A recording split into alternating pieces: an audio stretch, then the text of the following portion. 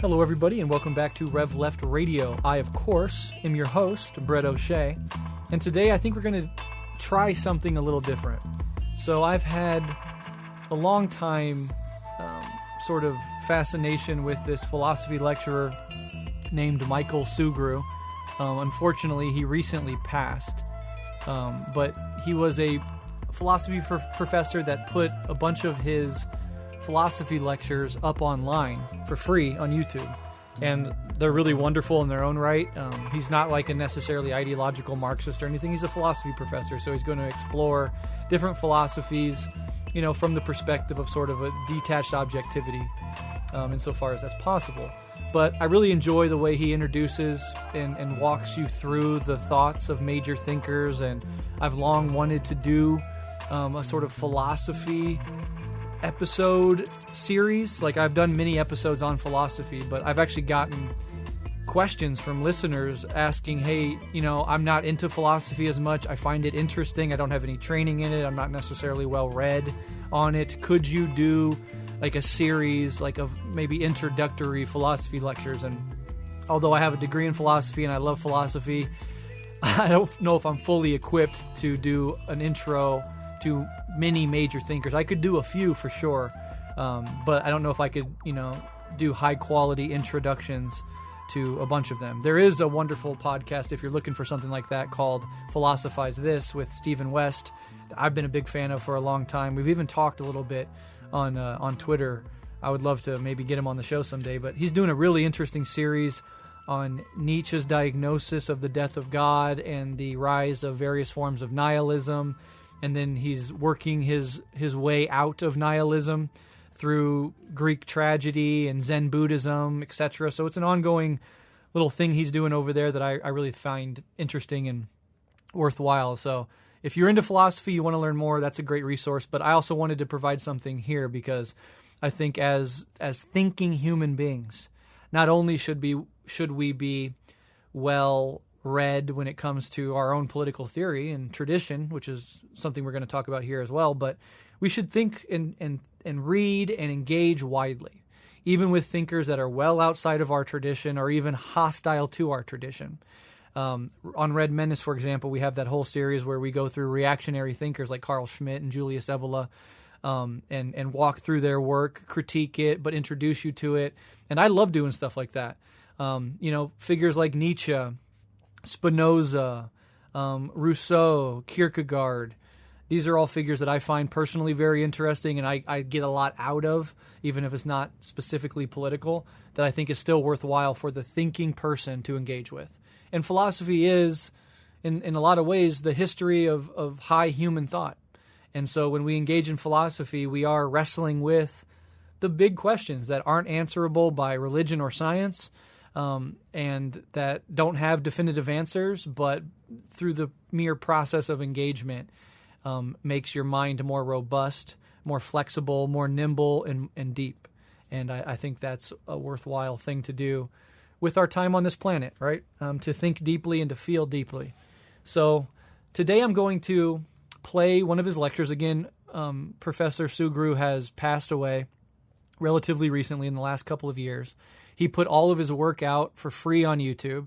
This is, of course, a free public episode, and everything falls under fair use because I'm not simply going to just play his lecture. I'm going to pause it, comment upon it, add on it, synthesize it with other ideas, give examples, elaborate, and possibly even criticize certain things that he advances. So it falls under fair use. It's done in the spirit of knowledge. It's taken free from YouTube and put out for free on this show, and I think it's worthwhile and generative for us to listen to it together and for me to punctuate it with my own reflections. And hopefully the final product will be something that you find worthwhile, useful, etc. All right, so let's get into it. This is actually, let's start with, let me see here. So there's so many things we could do, but I figure if you like this, let me know, first of all, that this is something that you think would be cool as a sort of sub-series on Rev Left. It's not going to be every episode, but once in a while I'll do episodes like this. But I'm going to start with Marx because it makes the most sense for this show. But I'm willing to go into Kierkegaard, into Schopenhauer, into Nietzsche, into Hegel, into these other figures that he gives these lectures on. So if you like this series, let me know, and I'll keep doing stuff like this, because I'm always trying to keep Rev Left fresh. I'm always trying to keep it unique in the growing ecosystem of left-wing voices, which I love, and I try to amplify and help facilitate the emergence of. I also like retaining Rev Left's unique voice in that ecosystem. And so while interviews will never go away, the solo red hot take episodes where I rant on a timely topic won't go away. The Breht and Allison collaborations where we dive into a text or a current event won't go away. And this is just another layer, hopefully, of uniqueness and utility that comes out of this show. So this is going to be Michael Sugrue's lecture on Marx and the problem of alienation and ideology. So this will be, I think, a great refresher for long-time Marxists, a great introduction for people that are relatively new to Marxism and want to learn more about it. And then you'll also have my commentary to fill it out as well. So let's get into it. Marx's contribution to philosophy is one of the most important achievements of the 19th century. And what's important about it is the fact that he's attempting to do what may well be impossible. To synthesize, in this case, not the tradition of Athens and Jerusalem, Marx's project is to synthesize and unify the disparate elements in a number of different philosophical trends, but his most important consideration is synthesizing the English tradition of skeptical empirical political economy that comes from Hume and Adam Smith, and unifying that with the Hegelian tradition of idealistic interpretations of human history as a progressive series of developments. And he connects those two elements up with a third element, French utopian socialism, the kind that gets developed by Comte and other early 19th century writers who were interested in fundamental changes in the structure of society.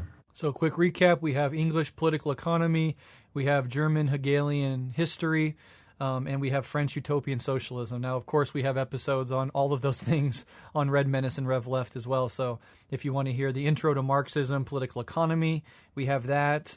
We have a couple episodes discussing Hegel's philosophy more broadly.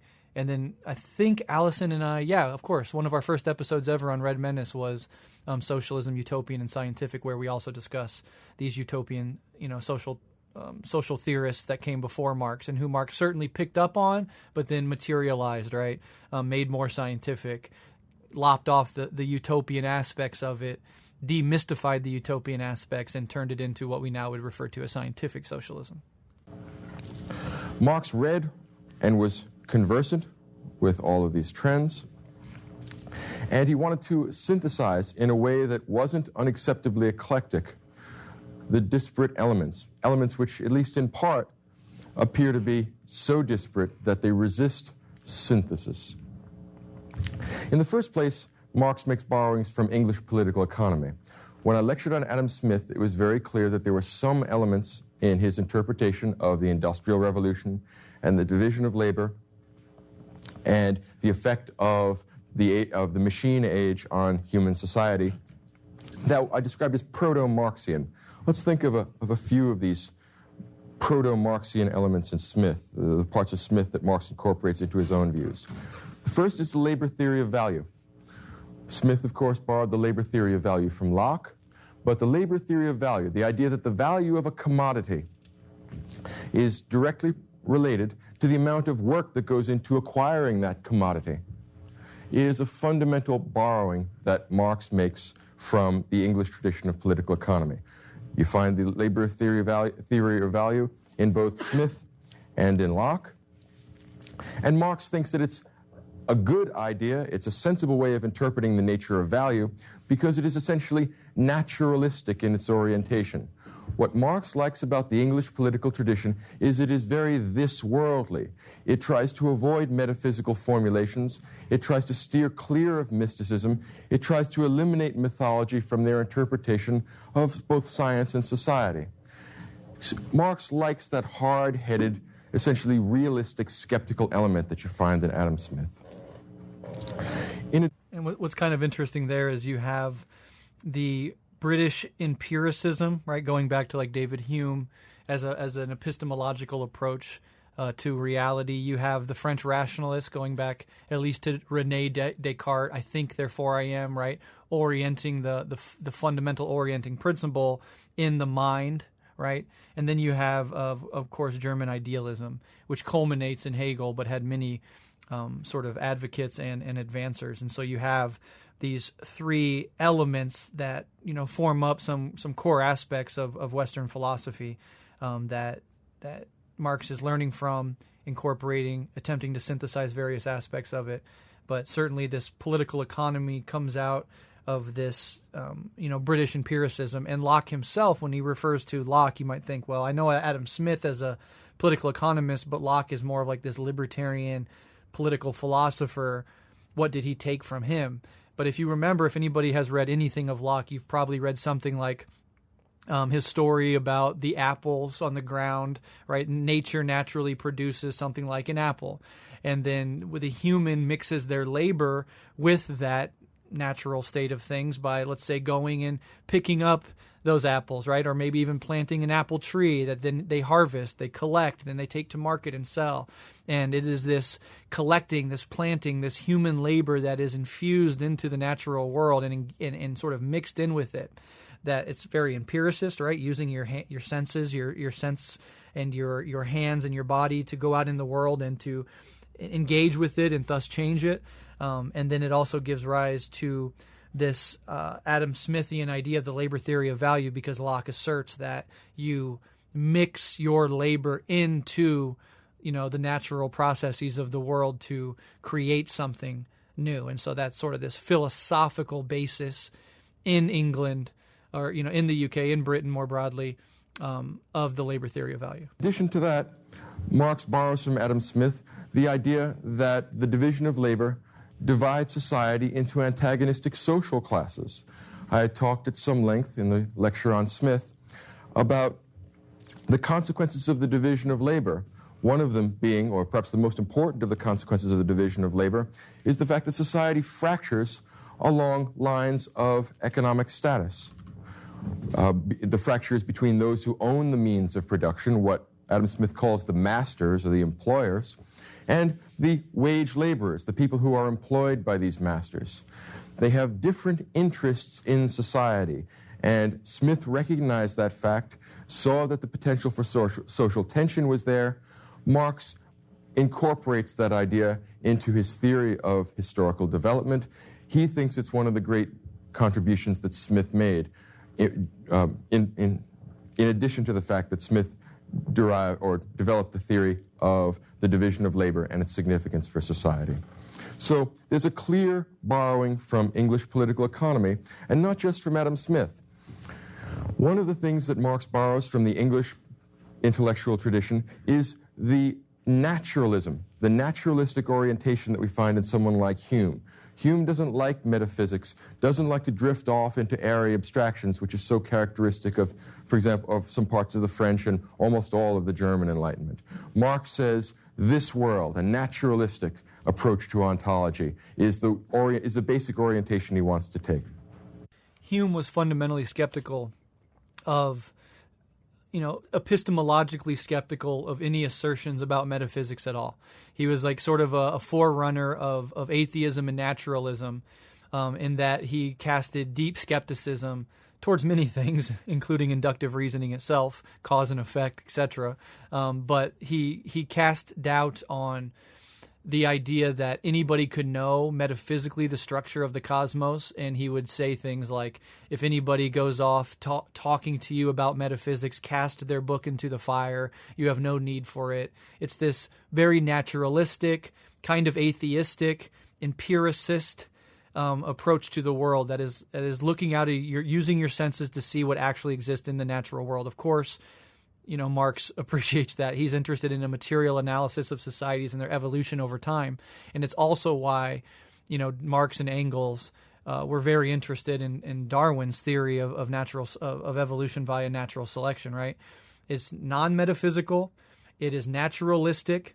It's, as I made very clear in my Dialectics and Liberation speech, which you can find on the Rev Left catalog, is dialectically materialist, right? It is dialectical in that everything is intimately interconnected. There is no organism without its environment. Evolution itself is this process that emerges out of the contradiction between an organism and its environment, and it's materialistic in that it is fundamentally rooted in the natural world. You do not need to bring in any metaphysical, supernatural explanation for this process. Of course, it flew in the face of religious idealism and metaphysics, which suggests that there is a supernatural realm that can at least be known on some level, a God that can be known.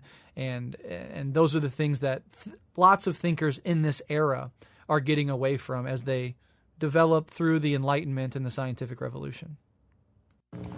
So all of that gets borrowed from Adam Smith and from the English political and intellectual tradition as a whole.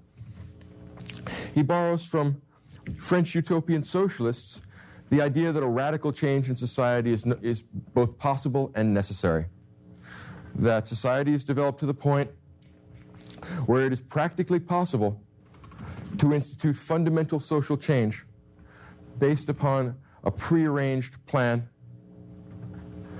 for reorganizing society.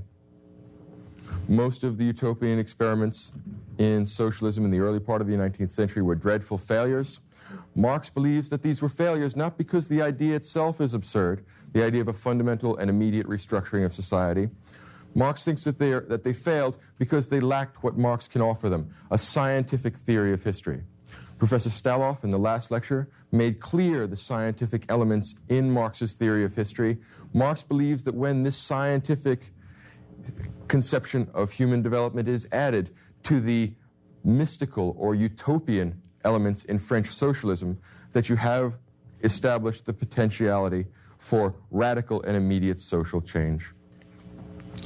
The third element in Marx's philosophy, the third important borrowing, is the tradition of Hegelian historical investigation, or the Hegelian treatment of history. Many people who were writing at the time that Marx was were ardent critics of Hegel, and there are many good reasons to criticize Hegel. Marx himself was one of the leading critics of Hegel, but he was also willing to state that many of the critics of Hegel did not completely appreciate or understand his conception of history, and Marx said, let me say it now in public, in print, I am a follower of that mighty thinker. So Marx... Continuity and rupture, right? Or another way to say that, transcendence and inclusion. This is a sort of dialectical spiral of evolution by which things build on things that came before them while also at the same time rupturing from them. So Marx putting Hegel on his head, stripping Hegelian idealism of its idealism, but taking the fundamental notion of a certain evolution of society and human civilization over time and then materializing it is both a continuity with Hegelian historical understanding as well as a rupture from it. And this is, sort of core to dialectics. Thinks very highly of Hegel, but he thinks that Hegel has made some profound mistakes in his conceptualization of human history and of human social development. Let me just make another point on that. Sorry if the continuity of this conversation gets chopped up by it, but we can see this process in evolution. We can see it in our own bodies by which the transcending and including takes place, right? We have in us the reptilian brain system at the core of the brain. We have the mammalian limbic system that is emotional and instinctive on the mammalian level. Then we have the prefrontal cortex, which is sort of our ability to become self-aware, to be linguistic creatures, to think abstractly, to be able to reason in ways that those lower animals can't. But even in the brain itself, the construction of the brain is a continuity and a rupture, a transcending and an including. It's building blocks from these previous eras of our evolutionary history, building on top of one another. And so, in evolutionary biology, once again, we can use it as a wonderful way to highlight some of these rather abstract or difficult to pin down ideas. Hegel takes history to be the progressive realization of the idea, the Geist, the spirit of human freedom and rationality. In that respect, Hegel is a metaphysician, and Hegel makes demands on our credulity that in the mid-19th century, Marx is not willing to accept. So what he wants to keep from Hegel is the idea that history represents a progressive development, that it has a telos. Telos is Greek for purpose. What that means is that it has an end. It has a point to which it is going, to which it is developing. And Marx thinks, like Hegel, that he can discern that point. Again, this is one of the characteristic difficulties of all philosophers that want to be philosophers of history. It always leads up to them. So Marx believes that he knows what the end of human history is, and the end of human history in this case turns out to be the end of alienation and the end of social injustice based upon the organization of society with regard to production and consumption. In other words, Marx thinks that the Industrial Revolution has created the technological, practical capacity for the elimination of the problem of scarcity,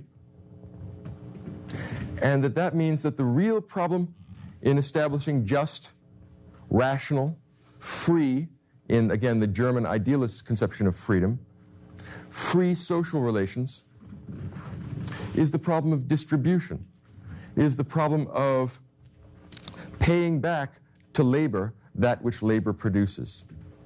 Now let's take some extrapolations from these borrowings. Instead of making his main theme the thinkers in a given society, as Hegel does, Marx chooses an alternative set of...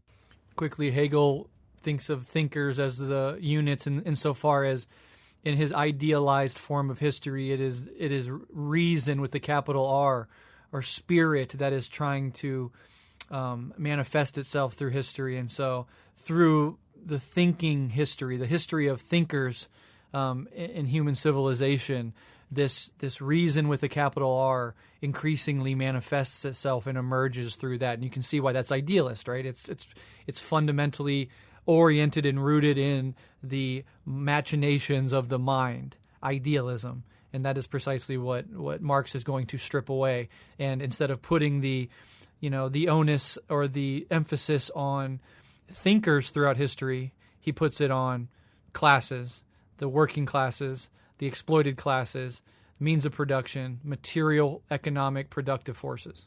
People as the universal class, as the most important set of people in every society. Instead of focusing on the thinkers the way Hegel did, Marx is going to focus on the doers, the people who actually make the things that allow people to survive and exist, the ones that create the satisfaction of human needs. And this is the working class. For Marx, the working class is that segment of society that comes into being at the division of labor, who produce all the things that the people in the society need, but who get back only a fraction of what they produce. This is the idea of surplus value. This is an extrapolation from the labor theory of value that we found in the English tradition. The idea of surplus value is basically this, that all the things, well, it actually comes from, it's a way of stating what King Lear says to the fool, that nothing comes from nothing. What Marx is saying is that all the good things in human life come from work. None of them appear there magically on their own. You have to go get them. If you want a hamburger, you must make it. If you want something else, you must go get that. It involves activity, work on the part of human beings in order to satisfy their natural biological desires. So nothing comes from nothing. And what that means is that all the good things in life come from work, which is a fairly commonsensical idea, actually. The problem is this. In the earliest stages of human development, at I guess the hunting-gathering stage of human development, there is no division of labor. Everybody's just cruising around looking for roots and berries and whatever it is that hunter-gatherers live on. At some point in time, there's a break from that hunting-gathering tradition, and sedentary agricultural life develops. And one of the key elements in the development of human society and the development of human productive forces is the division of labor, which comes in very early in history. And what this means is that there is a hierarchical set of producers and exploiters in all human societies from the earliest and most primitive division of labor on into the middle of the 19th century when Marx himself is writing. In other words, the division of labor is nothing new, as Adam Smith more or less suggests in his book. In fact, the division of labor is a very early thing, but because of the fact that it's not backed up by machines and technology, and of course, since the market is so small, the division of labor can't continue on very far. What that means is that although the division of labor is very old, in terms of the increase in productivity that it creates, at least in its earliest phases, it's negligible. The really important part about the division of labor is the fact that it creates hierarchical social structures. Some people do the stuff that needs to be done in order to put food on the table and clothes on your back, and some people stand around and watch them. The group of people that do the exploiting, and what we mean by exploitation is taking from the socially produced goods and services that a society generates, taking what you need and giving back to the actual producers only a fraction. What the exploiters are doing in that activity is extracting what Marx called surplus value. The idea is something like this, because surplus value is really central to Marxism. The product of human labor is the total amount of goods and services that a society can generate, but the laborers in a society, after hierarchical social structures are created, after the initial division of labor, the laborers in a society, regardless of whether they're slaves or serfs or wage laborers, in every case, they produce everything that people live on. They produce all the goods and services because nothing comes from nothing. And at the same time, social relations are established, hierarchical social relations, in fact, that prevent the laborers from getting back everything that they produce. In other words, they produce 100% of the stuff that we have, and they get back something less than 100%. The spread or the gap between what labor gets back of its product and the total amount that they produce is called surplus value. The ruling class of every epoch skims off the cream of society's productivity and keeps it for itself, without actually contributing anything to that productivity. They sit around and watch the slaves work. So the idea then is that hierarchical social relations, relations in this case of oppression, are built into every human society that has the division of labor, which is to say that oppression is a concomitant of the division of labor insofar as it allows the extraction of surplus value. What Marx wants to know, his primary concern then, is what is the fate of industrial society now that we are in the machine age, we're in the age of technology, which creates a new and unprecedentedly productive set of social relations. What sort of political or social hierarchy will be generated from that? And in addition to that, how should we think about this? Is it possible to improve the human condition so that we can eliminate the exploitation of one set of human beings by another? And what Marx wants to do, what he sees as the end of history, is the end of the exploitation of one human being by another. He thinks that human beings should pull together in a sort of common effort to exploit exclusively nature to satisfy their desires. And what Marx means by oppression, or the technical term is hegemony, domination, what he means by oppression is the extraction of surplus value by a ruling group that doesn't actually produce anything. He believes that in every epoch, the class that rules the society is in fact a parasitic group of people who live off the real doers. And they exploit these people in order to satisfy their own desires. And not only that, in every case, the ruling ideas of an epoch, here we hear echoes of Hegel and the idea of the Geist. In every age, the ruling ideas of each dominant class are in fact those ideas which reinforce the social relations which allow this kind of exploitation to continue. So it should come as no surprise, for example, in the ancient world, when the dominant social relation of exploitation is the relationship between master and slave, that someone like Aristotle believes that there are some people are natural masters and some people are natural slaves. His entire political theory is or not the entire political theory, but a large chunk of his political theory is organized around legitimizing hierarchical social relations.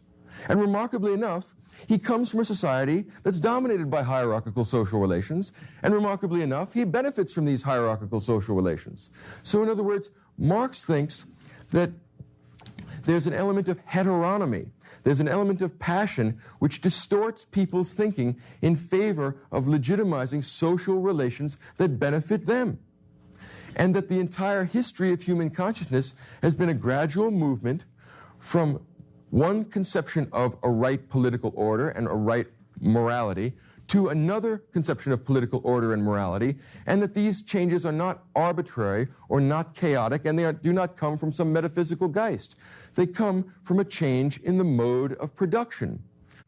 And they are not they are not causes, they're effects, right? They're the secondary superstructural outcome of the way that the society is organized around producing and reproducing the necessities of life. And of course, we see that in ancient Greek society with Plato naturalizing the hierarchies of exploitation that exist. One of the best thinkers in Western philosophical history, certainly one of the best thinkers of ancient Greece, and he can't see through, this sort of ideological reality. And of course, he benefits from it. For there to be a Plato who can sit back and think and have leisure and ponder, or a Socrates to walk around all day questioning people about the meaning of justice, other people have to be working and actually doing the things that keep the society afloat. And so that's another problem with Hegel centering thinkers throughout history, is those thinkers, as Marx very quickly realized, are able to sit back and think and write precisely on the backs of those who actually produce the necessities, the shelter, the buildings, the transportation, the food networks of production and distribution that allow those people to sit back and think. And so there's already a natural tendency towards not wanting to challenge the system that allows you, Mr. Philosopher of the 17th, 18th, 16th century, to sit back and have the leisure time to think. But also it takes extra work to be able to see those ideological trappings. And one of the great liberatory aspects, mentally, cognitively, of Marxism is for us to be able to understand this dynamic, to understand that the mode of production, in our case, financialized monopoly capitalism, but capitalism more broadly, we'll just keep it simple, produces the dominant strains of thought. And we see that all across our society, that certain things are just taken for granted. In the medieval period, during monarchies, monarchist feudalism, how did they naturalize those unnatural, in some sense, hierarchies? Unnatural in the sense that they are, exploitative in nature. Well, they talked about the divine rights of kings, right? They connected it up with the metaphysical order of the cosmos and saying that guy is your king, not because of contingent historical processes which led him out of this hereditary line to take the throne, not because this whole system is built on the exploitation of the bottom and, power and wealth is siphoned from the bottom and middle to the very top, to perpetuate this system that really only enriches and benefits a few while other people suffer and toil away their entire lives. It's because God has ordained things to be this way. And so you can see that superstructural idea of the divine rights of kings manifesting from the mode of production, the base of society, which is, monarchical feudalism. And so just immediately seeing that, of course it's true, and then applying it to our own society is the first step that we can take to break out of the ideology of our time, which can broadly be called liberalism. That includes conservatism, various forms of reactionary politics, libertarianism, philosophical liberalism, which is the ideological superstructure of capitalism. And what are one of the things that it holds sacred? Private property. It's taken for granted that private property should exist, that it's a human right like all the others, that it would be tyrannical for that to be infringed upon. But of course it does, because the mode of production, i.e. capitalism, is utterly centered, rooted, and necessitated by the move to private property, where some people can own the means of production, thus creating the entire downstream effects of surplus value extraction, alienation, domination, oppression, inequality, etc. And so when you're locked inside the liberal mindset, you can't see outside. You don't have a meta perspective from which to criticize it. And that's one of the initially liberatory moves made by Marxism. And he was talking earlier about this capitalist class being a parasitic class. And of course it is. Society could function if all the capitalists were to disappear tomorrow. Society could not function if all the workers, all the toilers disappeared tomorrow. The wealth that prop up the elite, that give them their comfort and their luxury, their otherworldly luxury, is premised on the day-to-day toil and brutalization and exploitation of working people who actually make the world go round. And then what do the capitalists tell us? Oh, we create jobs. You create jobs. There are things that need to be done. You might create some superfluous jobs, and certainly under the capitalist arrangement, there's a sense in which you create jobs, but how are jobs created? Well, they're created by the deployment of capital, right? Capitalists are those who invest and deploy capital through the anarchy of the market, right? Not in any rational, planned way, not in a way that meets people's needs, but in a way that maximizes profit accumulation for the capitalist. And so they say, well, we invest capital. That's our contribution. We put the money where it needs to go. Well, the socialist would respond, we can collectively deploy capital. We can democratically and collectively deploy capital. Does capital need to be deployed in certain instances? Yes. Do businesses need to be invested in? Do certain processes in the material realm need to be invested in, even if they don't immediately create a profit stream, or not even a profit stream, but create a revenue stream that can compensate? Do we need, to infuse industries with certain amount of capital? Those things are all necessary, especially during socialism. Those things can be deployed collectively in the interests of the collective, in the interest of everybody, not in the interest of the individual capitalist who is investing capital specifically and primarily because of the expectation of a return, and more than that, of a healthy profit margin.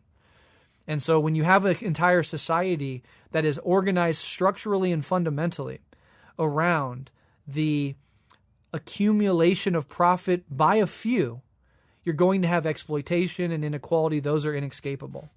And so what we want to do is democratize these processes, collectivize these processes, so that a small elite cannot rapaciously live off the toil and work of everybody else while robbing those people so that they can live a life of luxury and comfort and non-work, but so that money and resources and talent and all of the things accrued to us through millennia of human struggle and toil can be deployed for the betterment of everybody, for the human flourishing of everybody, not for the nauseating enrichment of a few.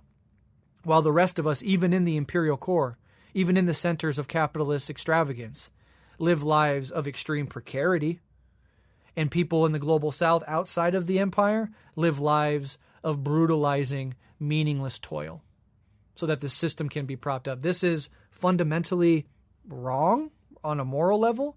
It's irrational on a practical level, and it's exploitative on a political, economic, and social level. It creates divisions in society. It overuses resources in stupid fucking ways so that we have 100 types of deodorant. We can go buy big screen TVs. We get a new iPhone every year, but we don't have fucking health care. We can't fucking secure housing for people. Why? Because the deployment of capital by capitalist interest in profit accumulation do not dovetail with human needs. It dovetails with extraction and exploitation and profit maximization. So it's actually more profitable to deny people health care and to make human beings suffer, to create an industry called the healthcare industry that can extract profit from it. It's actually more profitable to have huge pharmaceutical corporations overcharge for drug prices, making regular working people who suffer from life-threatening diseases even more economically exploited, brutalized, oppressed, so that they can extract profit from it. It's not profitable to make sure that every human, for individuals, it's profitable for society as a whole, but not for capitalists, to ensure that everybody has high-quality, accessible housing, to make sure that every human being has access to high-quality education, to make sure that every human being has access to health care, no matter how many dollars they have in their bank account. Those things aren't profitable. Guess what's also not profitable? peace. It's not profitable for the world to be in a state of peace to those who profit from weapons manufacturing, from the selling of weapons, from the people who profit from endless motherfucking war, from opening up new sites of exploitation and domination and resource extraction. This is a fundamentally irrational and immoral system, and it's bringing our biosphere to the fucking brink of collapse. That is how voracious and rapacious it is. Ancient slave societies lasted for millennia. The Roman Empire, 2,000 years? Crazy. Monarchical feudalism, 1,000 years? In a couple hundred years of liberal capitalism, we've brought the planet to the brink. And this is a sort of escalation in this broad thing that we call class society. And so Marxism holds out the possibility, the human vision, that we could transcend the division of human beings into classes, where huge swaths of people at the bottom have to toil away their one precious life, day in and day out, the vast majority of their working hours, handed over to something they would never voluntarily choose to do, in order to make a relatively small amount of people on this planet incredibly, incomprehensibly rich. That's an irrational system. And anybody that tries to justify it, argue for it, well, technically this and that, they're just caught in the ideology of the system they were born into. They don't have the philosophical, intellectual, and moral tools to think outside the confines of their own societal superstructure. That's a profound contribution to human philosophy and to human political movements. That's a profound contribution. And we can't thank Marx and Engels enough for that. There's 3 questions posed earlier that I just want to leave on the table and to think about. I was going to pause it, but I was pausing it too much back then. But 3 questions he brought up in the beginning. He was talking about the French socialist utopians, and he brought up this idea, like, is it possible to organize a society along rational, moral, and planned lines? Like, can human beings take into our collective control the construction and structures of our own societies? Or must that attempt, as the anti-communists and the anti-Marxists and the naysayers will tell us over and over again, is that attempt to organize society along rational lines inherently require tyranny of some sort? Well, to the capitalists, yes, it will. But just that question, that philosophical question of, can societies be rationally organized? Or must they always be organic processes outside of the control of the collective, of the societies that they structure? That's one question. Obviously, you know our answer, but just think about it in your own terms. The second question is, going along the Hegelian line, the development of history. It may not be linear, and I resist an easy, Whiggish, liberal, linear notion of history, which is a little too neat. But is history progressive in some sense? Is it possible that society develops towards, not an end goal necessarily, but towards a horizon? Because I think there's a liberal, Whiggish, progressive understanding that certainly would say, yes, the moral arc of the universe is long, but it bends towards justice. This idea that we are making progress, moving in the right direction. There's lots of different schools of thought within this broad idea that progress is possible, that societies do evolve, in the same way that the end goal of biological evolution is not human beings. It's not a destination that evolution started out trying to get to, and in fact, it's not done yet. As Nietzsche said, we are a transitional creature caught between beast and God, which of course we have to be. We're not the pinnacle of evolution. We are in the process of a process that existed before us and will exist long after us if we survive. So that inherently means that there's a development towards something. There's increasing complexity, increasing consciousness with regards to self-awareness, increasing ability to self-organize as a society and ultimately a civilization, certainly we would say that 2024 human civilization is in some ways developed in a way that society 5,000 years wasn't. So there's something there. But then the reactionary counter to that idea, whether it's liberal, Marxist, or anything else, is that, and you hear this from Oswald Spengler, you hear this from Julius Evola, almost every reactionary today who engages with meta-history is going to probably make an argument in some way, shape, or form that history is not linear, it's not progressive, it's not developmental, it's not teleological, it's cyclical.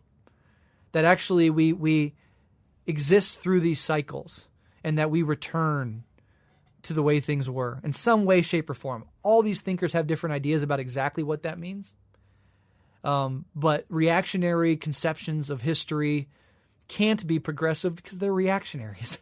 They reject this idea that progress is possible or desired.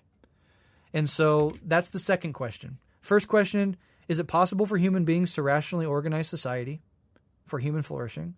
The second one is history fundamentally progressive and developmental and evolutionary, or is it fundamentally cyclical? And then the third is, and he talked about this with the Industrial Revolution, is it possible to secure everybody's needs now? Perhaps in the past, there was such scarcity, such limited resources, that the vast majority of human beings couldn't rise to a dignified, decent standard of living.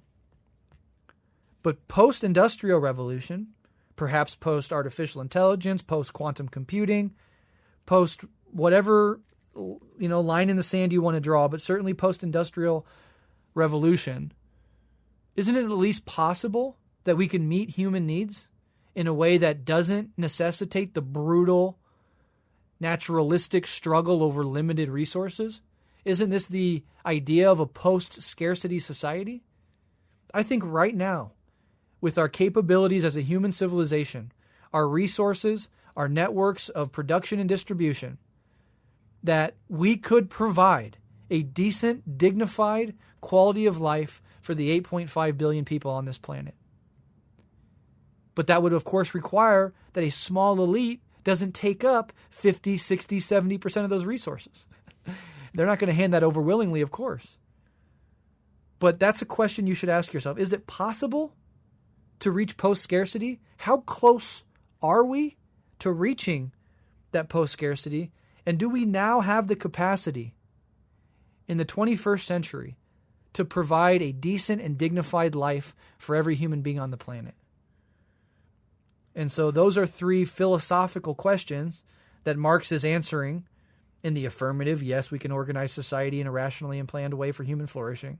Yes, history is developmental and evolutionary and moves in a certain direction towards certain ends and goals. It's not merely cyclical. And yes, post-industrial revolution, we have within our abilities as a human species the capacity to provide for everyone. If that society, going back to question one, was organized rationally and around the impetus of human flourishing instead of profit maximalization. But those are questions that you have to ask. Those cut to the core of the Marxist and socialist tradition, and any intelligent interlocutor or opponent of our position will almost certainly shed some doubt on those three possibilities. And we have to at least be thinking through those things and be ready to respond to those arguments. What he means by a mode of production is the characteristic way of producing things, and as a concomitant of that, there is a characteristic way of extracting surplus value.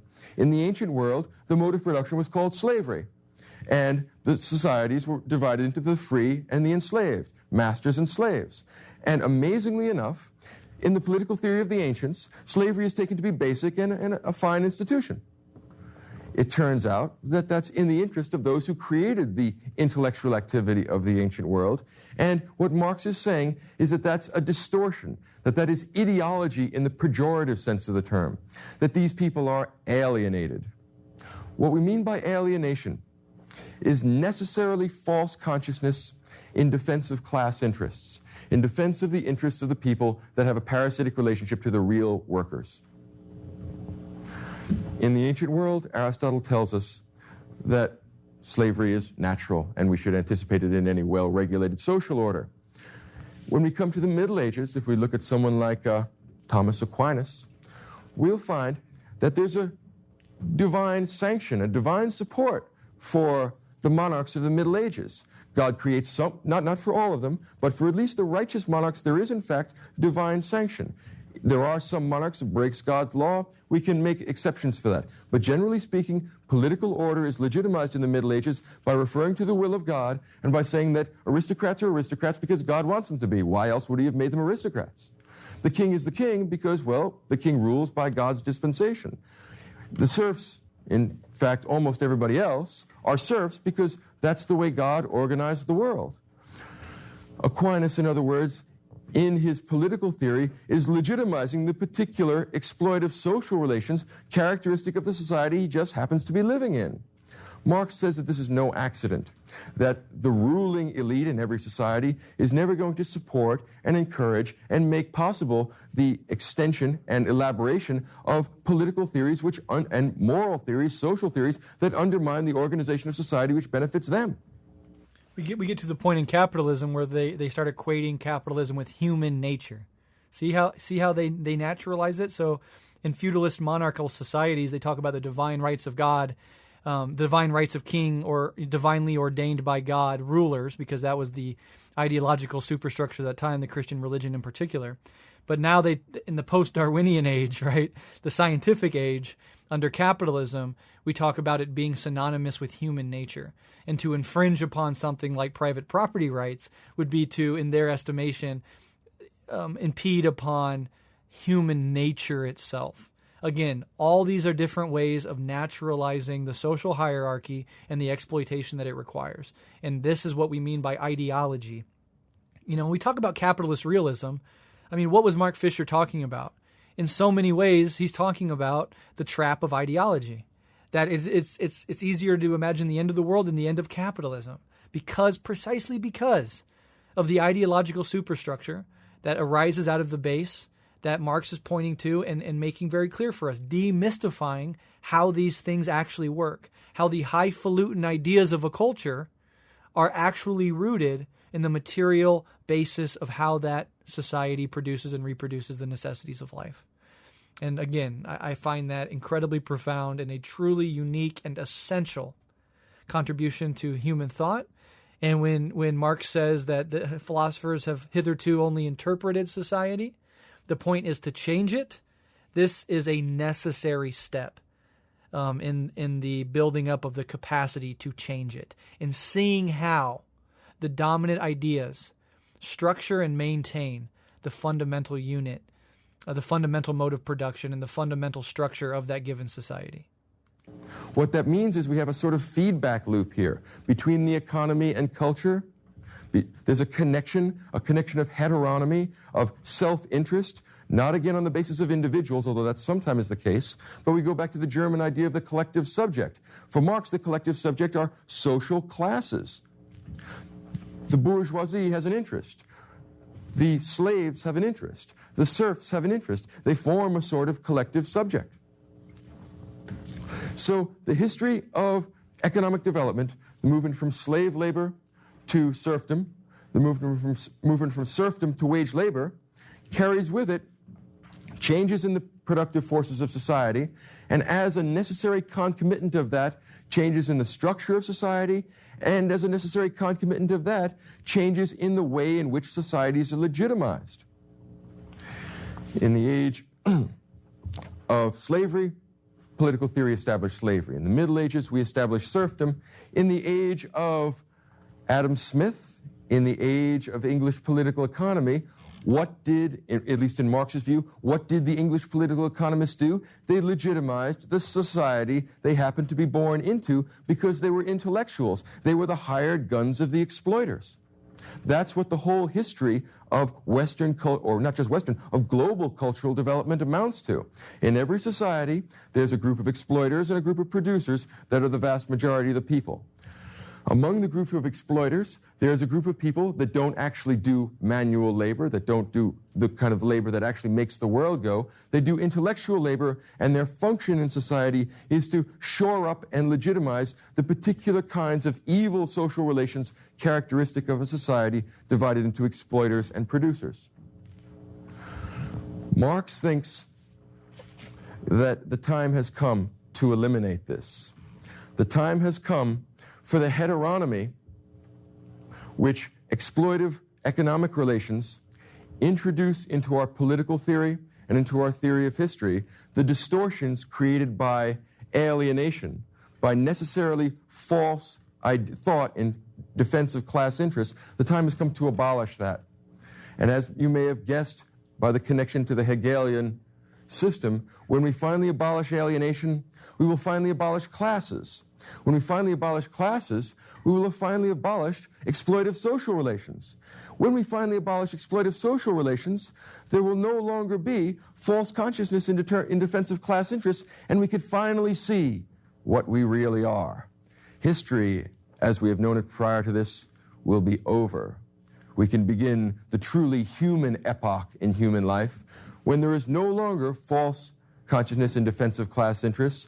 Alienation will be gone because the whole human family will understand that they are part of the same species, that they have one interest, the human interest, and that the alleged interest of one segment of society as opposed to that of another is in fact an illusion created by the education that we got growing up in a society divided into hierarchical producers and exploiters who necessarily have false consciousness in defense of an evil society.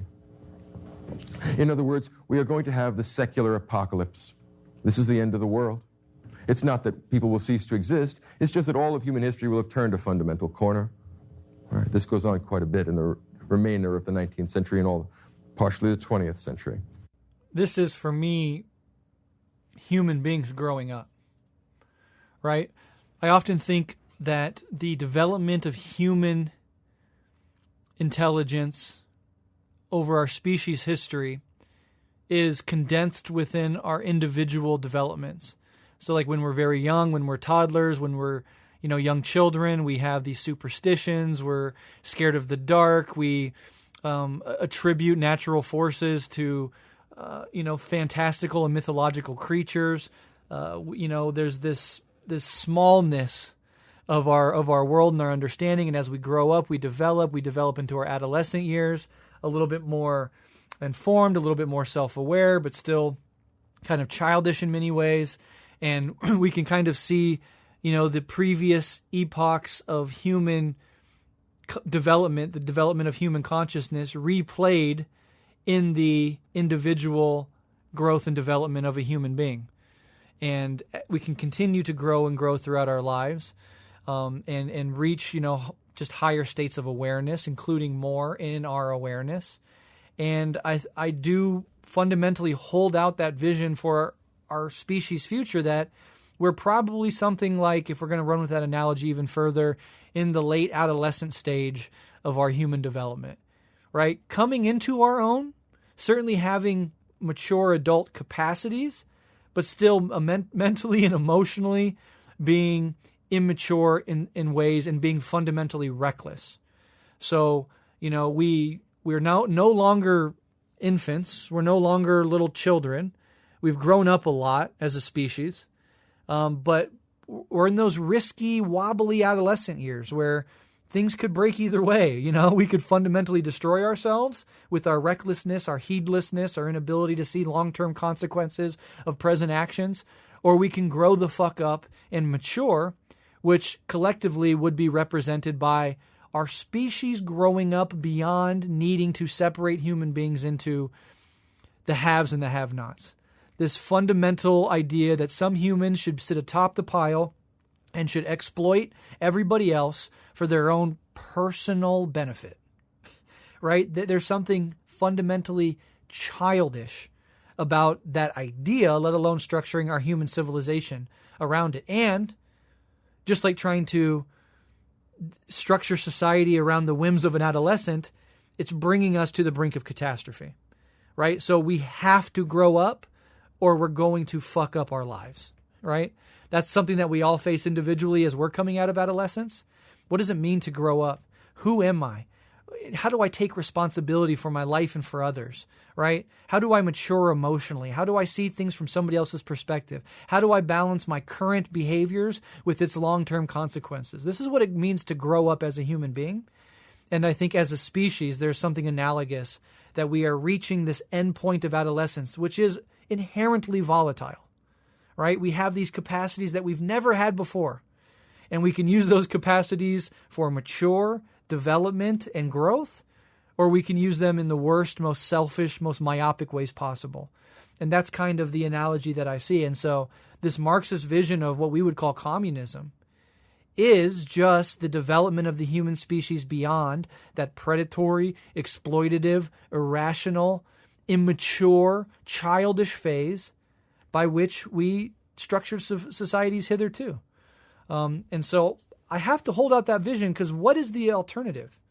That we are going to have this absurd, irrational, insane way of splitting up humanity forever? That we're somehow going to be worthy of traveling the stars and perhaps even meeting other intelligences in the cosmos, where we still have billionaires and homeless people, rich people and poor people, masters and slaves?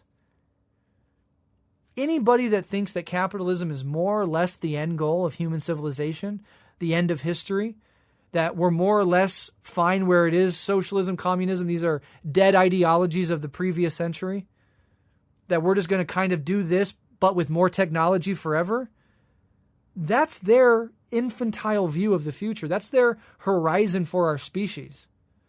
That we'll forever have people in suits walking over homeless people in the streets on their way to go extract more profit from somebody else. That we'll have kings stepping over serfs on their way to their golden thrones. That we'll have masters stepping over slaves on their way to a life of luxury and comfort. I want more for our species. And I believe that if we don't kill ourselves through our adolescent recklessness, and we survive long enough, that our species will mature to that point. And that is fundamentally the communist vision for the future. People can disagree with that. We can talk about it.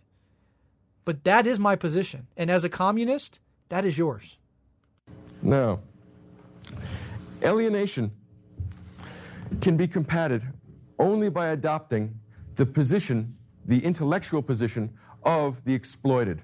In other words, you have to look at human history from a critical perspective which points out the heteronymous, here's a Kantian element, self-interested parts of the ideologies that have been generated in order to shore up these exploitive social relations. This critical analysis of society, this ruthless critique of everything existing, is called Marxism.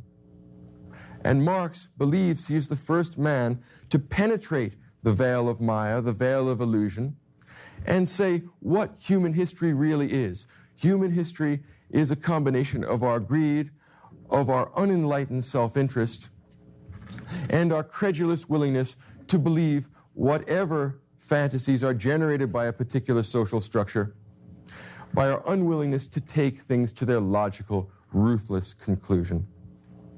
So autonomy and heteronomy, fundamental conceptions for Marx, not in the Kantian sense of a kind of metaphysical freedom, which we derive simply by virtue of being free rational agents.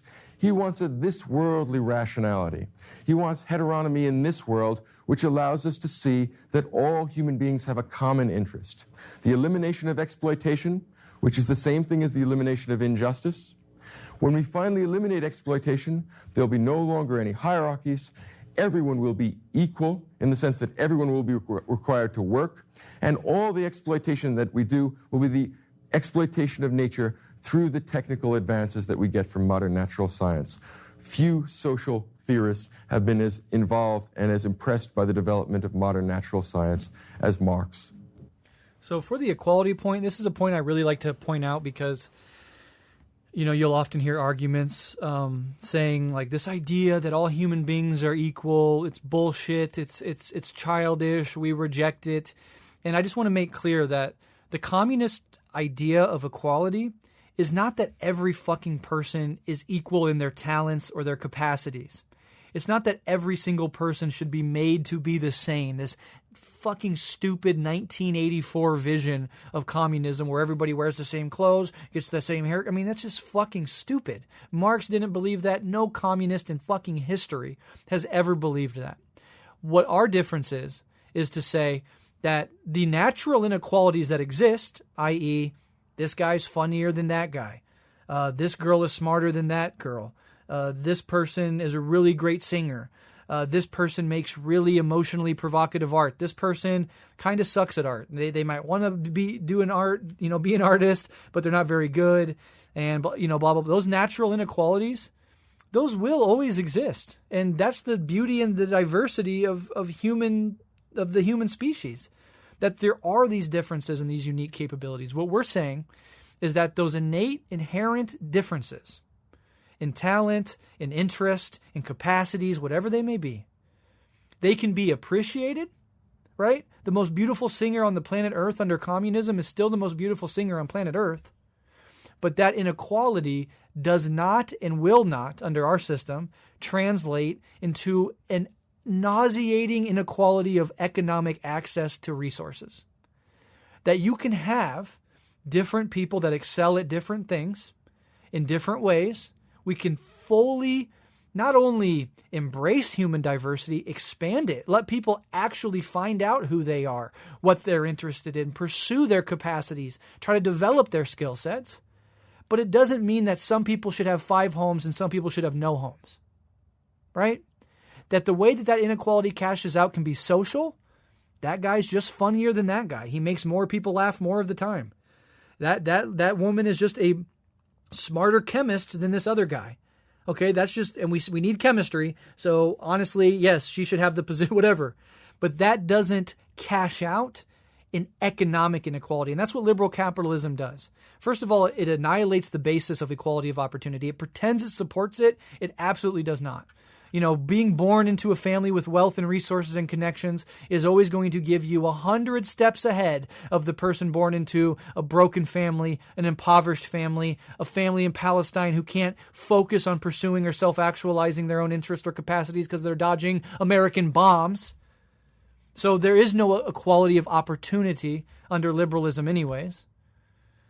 And then, on top of that inequality of opportunity, the way that the differentiations cash out is that person has a private jet, 5 homes, and a Bugatti, and that person who was born with mental illness, who they don't have enough money to routinely go to a therapist, or they were sexually traumatized and abused as a child, or fill in the blank, that person is now doomed to a life of poverty and immiseration and toil and poor health and an early grave because they were born into certain circumstances that they didn't control. So no, we do not have a vision of every human being being exactly equal. That would be fucking absurd. That would be a dystopia if it were even possible. What we say is those social inequalities can cash out in social capital. There could be people that are better than other people at certain things, and those people were rewarded by people liking to listen to them or going to their shows or having them be their favorite athlete or however this cashes out. But it doesn't cash out in the form of access to resources. That every human being, by virtue of being a human being, gets access to the products of human civilization. Not just the current ruling class or the current working class that have made the things, but all the classes before us, all the toilers, the workers, the peasants, the serfs, the slaves before us that made modern human civilization possible. It goes all the way back to the first fucking humans that crawled out of the trees and started walking on 2 feet. That they laid the groundwork for what we have now. And that product, that final product of millennia of evolution and toil and work, cannot be usurped by a small elite. No, sir. We reject that idea. It is the natural bounty of the human species, and all of us are equally obliged to it. So Marx is, in fact, an unlikely combination of disparate intellectual traditions. This idea of alienation, this necessarily false consciousness in defense of class interests, is probably his greatest contribution to philosophy because it gives us the possibility over an overall critique in a somewhat more rigorous and tough-minded way than Hegel offered us when we looked at the history of Western philosophy. Marx says, look beneath the surface. This isn't God's plan working out its way in history. This is just the human condition and human nature operating under certain contingent circumstances. The plan of human history is, in fact, the recreation of what we were before the initial division of labor. Remember that for Marx, hierarchical social relations, and as a concomitant to that, ideology and false consciousness, all that, is a product of the division of labor. But prior to the division of labor, we have what might be described as primitive communism, no conception of private property, no conception of personal ownership, no conception of legitimate exploitation of one person by another. So Marx says, in other words, this division of labor thing, it's just a phase. Right? We entered into it at a very early phase in our career as a species, and the ultimate finality, the final act of this drama, will be going back to that earlier primitive communism in which exploitation of one person by another is no longer allowed, but it will be with the addition of an enormous amount of productive capacity. It will be with the elimination of scarcity through technological means. And that means fundamentally our condition will be changed. We will have returned in some respects to the earlier Garden of Eden, to the pristine moral condition of true humanity, when we don't make a distinction between upper and lower classes. We will go back to what we really are by nature. So what Marx is doing then is not forcing us up to a sort of reconciliation with heaven. Quite the contrary. And here comes the naturalistic orientation of the English political and philosophical tradition. He wants to get us ultimately back to nature. Not nature as it's red in tooth and fang, but nature as human societies are before the introduction of evil social relations, before the introduction of exploitation. Returning to community, returning to communism, returning to nature, but at a higher level, having gone through the process of development required to return to it at a higher level. In the same way that you could be, whatever, I could a million examples, but we'll just use mental health, right? You have your mental health, you lose your mental health. In the process of losing your mental health, you have a deep gratitude for your mental health when it's there. You fight through the mental illness and you return, ideally, hopefully, to mental health, but at a higher level. You've now gone through the despair. You now know what depression is. You now know what anxiety is. Maybe you've recovered from it, but there's a different, you were healthy before and you're healthy after. But the being healthy after is deeper, more enriched, and more wise for having gone through the shit. And so, in a similar analogous way, we had primitive communism. It was our natural state as human beings in a state of nature, right? We went through the process of separation, of individualization, of the division of labor, of class societies and social hierarchies, right? We went through that. And going through that process also helped us develop in various ways, right? To reach higher and higher and higher levels. But now we're going to return to that state of health, having gone through the state of unhealth, having gone through and transcended the predatory phase of human development, and coming back with all of the wisdom, all of the technology, all of the capacity earned through those millennia of struggle and sacrifice and oppression, and we return to community at a higher level. We return to our natural state now at a higher level. That's a reasonable idea for understanding how the development of human civilization occurs. It fits right in with my analogy with ages, right? From childhood through adolescence up to a wiser self. Or in Buddhism, we talk about transcending the self, but needing to develop the self first, right? The animal and the infant are pre-self. They have not developed a sense of a separate self, right? And there's a certain calmness in that. If you look at an owl sitting on a tree, or a lion, relaxing after a meal, or an infant, in their mother's arms, there's no anxiety. There's no crippling self-awareness. There is no self there. They are one with what is, right? Then, having gone through the development of the ego, the construction of a self, the feeling of separation, all the neuroses that comes with it, but also the growth, right?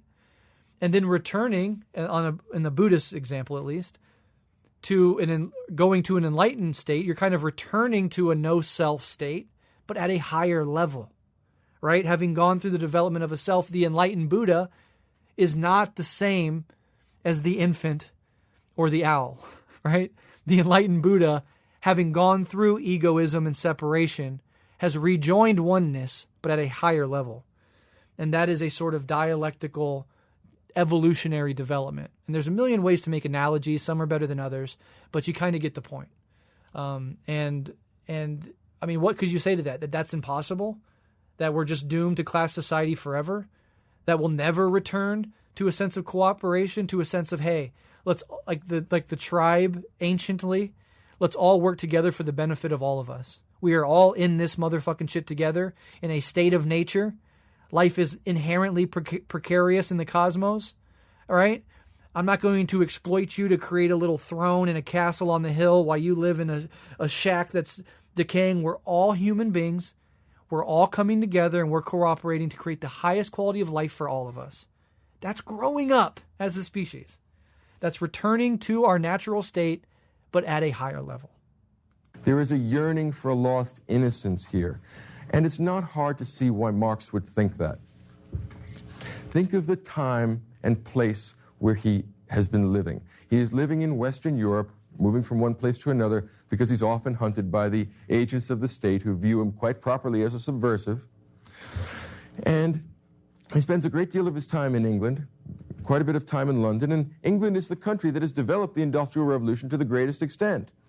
Like Charles Dickens, and of course there are many similarities between the critique of capitalism offered in Dickens, something like Hard Times, and Marx.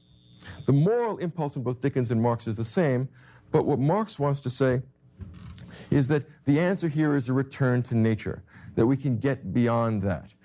He sees, unlike Adam Smith, primarily the downside of the Industrial Revolution. And he's right about that. I mean, let's not pull any punches about the social conditions characteristic of the working class in the middle of the 19th century in England. They were honestly wretched. If any of you get a chance to read something like Engels' piece from 1844, I think it is The Condition of the Working Class in Manchester, you'll realize that there is a legitimate and very serious problem here, and you have to be really morally obtuse to be unable to see that fact. Marx is full of moral passion about that. And it's quite understandable. Starving children, an enormous increase in productivity, and at the same time, a general impoverishment of a large percentage of the population. People, for the first time, moved off the land in a relatively secure, almost organic connection to the seasons and nature, forced into urban areas. Urban slums grow up. Problems with sanitation emerge. All the problems of urban industrial life are there in full force, but there is no governmental agency, like, for example, the welfare state, to take care of the problems generated by capitalism. Marx, in fact, thinks that the nature of the system, the ruthlessly exploitive rationalization of society, that's a concomitant of capitalism, prevents the amelioration of the conditions of the working class, except by a global proletarian revolution. Workers of the world unite. What that means is that all across the world, Marx has one architectonic system which allows him to offer a program of political reform at a fundamental level to every society. This has is a large part of the appeal that Marxism had in the late 19th and for a good part of the 20th century on a global level. He speaks to real, both moral and political problems, and he offers a solution to people that despair of ever finding a solution. And it's entirely understandable how they might think that. One of the real tragedies in human life, one of the real horrors about the condition we find ourselves in perhaps now, is that in order to develop the comfort, the wealth, perhaps even the luxury that's characteristic of contemporary American society, contemporary industrial society, also in Western Europe, is that it is necessary to sacrifice 2 or 3 or 4 entire generations of human beings. In other words, there is a necessary element of exploitation in the development of capitalistic social relations. And this exploitation cannot be avoided. We may be able to ameliorate it by creating things like minimum wage laws, by creating health and safety regulations, but it can't be eliminated because what Adam Smith calls profit is what Marx calls surplus value. And it's built right into the system. So Marx thinks that this is not susceptible to gradual reform. It would be nice perhaps if it was, but the chances are that the ideology of the bourgeoisie, which is the people that Adam Smith calls the employers or the factory owners, makes them blind to the true condition of human beings. As a result, they have an ideological distortion. They are alienated, so they are unable to grasp the true human condition. They are unable to grasp the real trend of history. So the chances of actually explaining to these people, rationally, Marx thinks, what they ought to do to change society, to make it truly human, are nil. He certainly underestimated the capacity of capitalism to alter its conditions to meet at least the most pressing and immediate problems. Capitalism as a system, I would say, adopted a system of what we might call Burkean piecemeal reform. All right, well, we'll go back to this and let's see if he takes this in a different direction that needs and requires critique. But the thing that was said there about reforms, right? Marx obviously is a revolutionary. He's not a reformist because he sees that reforms can only get you so far. And Michael just talked, quite articulately about how the exploitation is built into the system. So from a liberal perspective that wants to, maybe a progressive social democratic perspective that wants to reform away the evils of capitalism, the problem is you can do a couple things in certain contexts, in certain environments, to reform certain aspects of capitalism. You can raise the minimum wage a little bit. Hell, you can even do free health care for people through funding it by taxes, etc. But the more and more reforms you do, the closer and closer you hedge toward that fundamental contradiction, the right of private property and the right for some people to accumulate profit at the expense of others. And so there's only so far, one, that the reforms can ever even go without actually challenging power, and there is always and everywhere, even in the face of successful reforms, the very real possibility and almost the inevitability that those reforms will be clawed back and undermined by the capitalist class who have all the power, who have all the wealth, who have all the leverage, and maybe in one certain context, historical moment, these reforms for various reasons were able to be advanced. At another, they become very inconvenient. We can even look at the New Deal in the United States and the rise of neoliberalism. For a while, post-World War II conditions were such, for many reasons that I don't have time to go into here, but I'm sure you can probably start thinking about them, were such that U.S. power and economic force were unrivaled in the world. And there was a moment of such abundance, of such hegemonic domination, that even the national... they fought it tooth and nail, right? FDR talks about, I welcome the hatred of the big bankers and the big moneyed interests. And there was a class war that happened, and there were communist movements on the street. And so all these things were not simply a question of reforms being advanced and capitalists giving the thumbs up. These were hard fought for, but they were in a specific historical moment where they could at least be stomached by the ruling class for a time. That time came to an end. At the end of the 1970s, the rate of profit was falling. Wages are too high because workers have got it too good. There's too many unions. This needs to be dismantled. This whole New Deal era, it worked for a time, and we were able to say, okay, we could stomach it for a time. We can't stomach it anymore. Along comes Reagan. Along comes Thatcher. Along comes Clinton. Along comes Milton Friedman. And Hayek and Mises and all these ideas, very popular, very in vogue, right? These ideological structuring of the new, what we now call the neoliberal era, which can be seen in many ways as the dismantling of the New Deal era.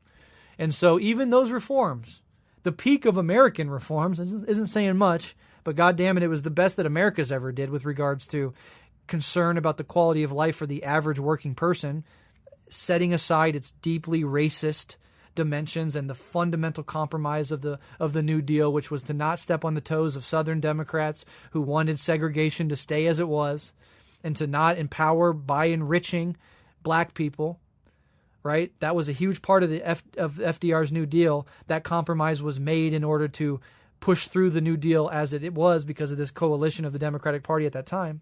So I don't want to wrinkle over any of that bullshit. That's deeply also embedded in the American experience, right? The deep racism that comes from founding a society on slavery and genocide, and we're still living with the consequences of that.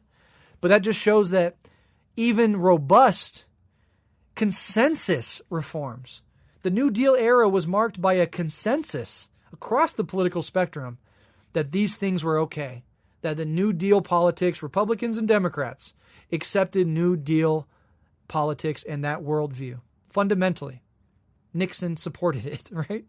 That's why we look back and be like, Nixon was doing some weird shit. Like, he was a fucking piece of shit for a million reasons, but here's like this progressive legislation that he passed. And yeah, they were operating within the New Deal.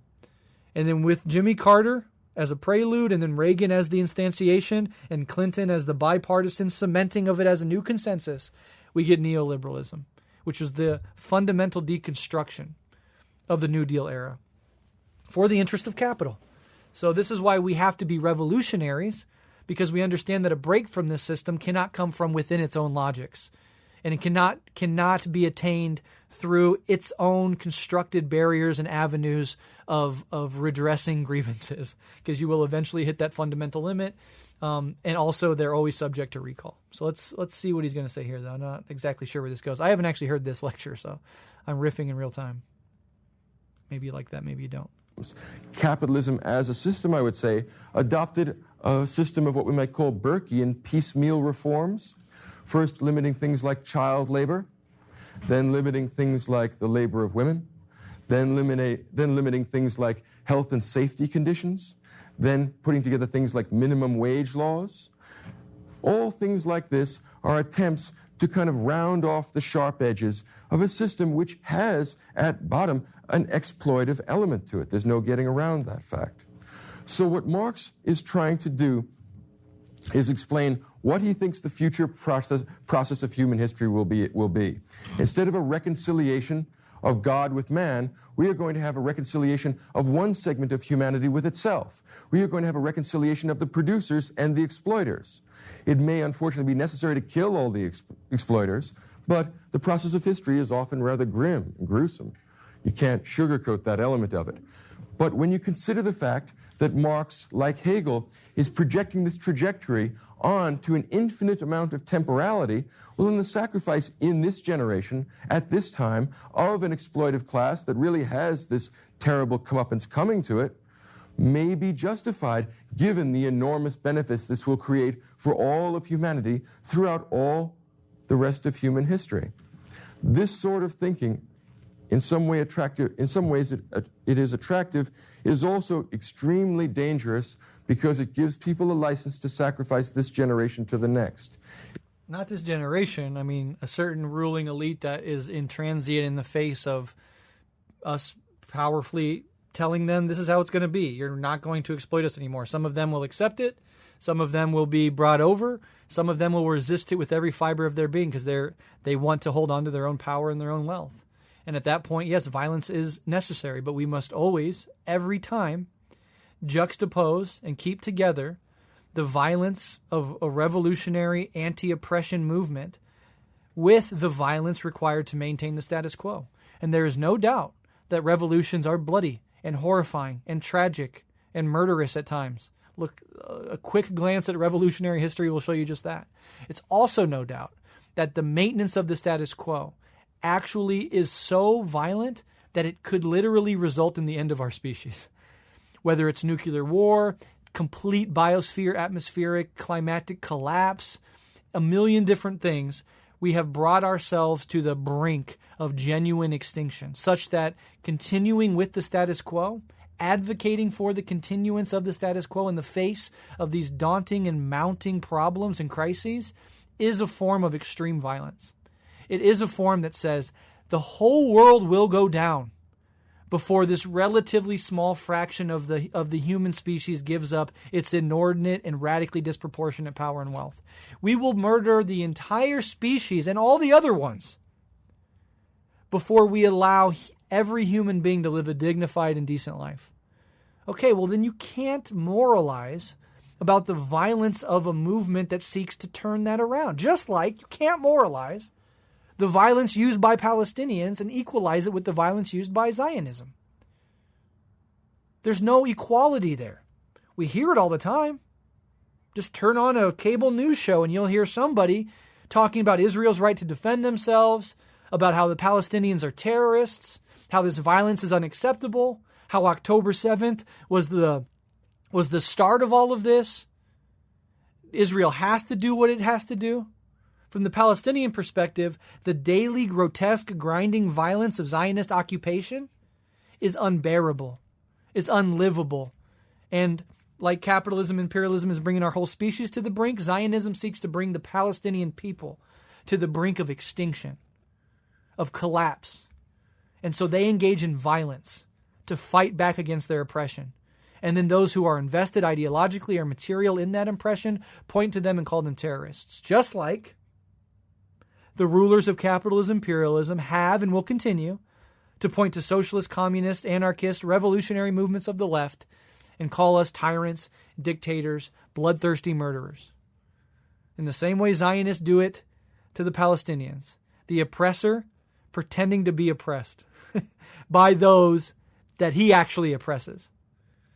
So that's the thing. And then now we got to think deeply about what Marx said about the ruling ideology of a given era as the, ruling ideology of that material basis. And we have to think, of course, the status quo of Zionism is rooted in the domination, oppression, and elimination of the Palestinians. So they see that as natural and normal in a process that must take place. And the fighting against it, that violence is emphasized as unacceptable. The violence of the status quo, that's fine. That's not even violence. The violence of those fighting back, that's unacceptable levels of violence. Those people are terrorists. They're criminals. Kill them all. The same exact thing happens on the level of the revolutionary struggle against capitalism, imperialism. And I think it's important to think like that. And I don't know if he's going to do it, but you hear it a lot. They'll move in that direction immediately. They'll talk about the violence of revolutions. They'll talk about the horrors of Mao and Stalin. But they never fucking utter a peep about the violence and brutality of the status quo. And even in the imperial core, he's talking about the quality of life being brought up for people. And now we have safety and health regulations, and we have OSHA, and we have a minimum wage law now. And, all the... What about the periphery? What about the people in the global south who this entire system is built on brutalizing and exploiting and extracting from and murdering for 500 years? You have to take that suffering into account as well. It's not as simple as the average worker in America can have a 60-inch TV and afford a refrigerator. How bad are things really? That's Fox News level of argumentation. Look at the system in its totality. And even those workers in the imperial core that do have more access to resources and do have more things still live lives of extreme precarity, and there's still a strata within the imperial core that is utterly and completely immiserated to the point of homelessness, to the point of death, even within the imperial core.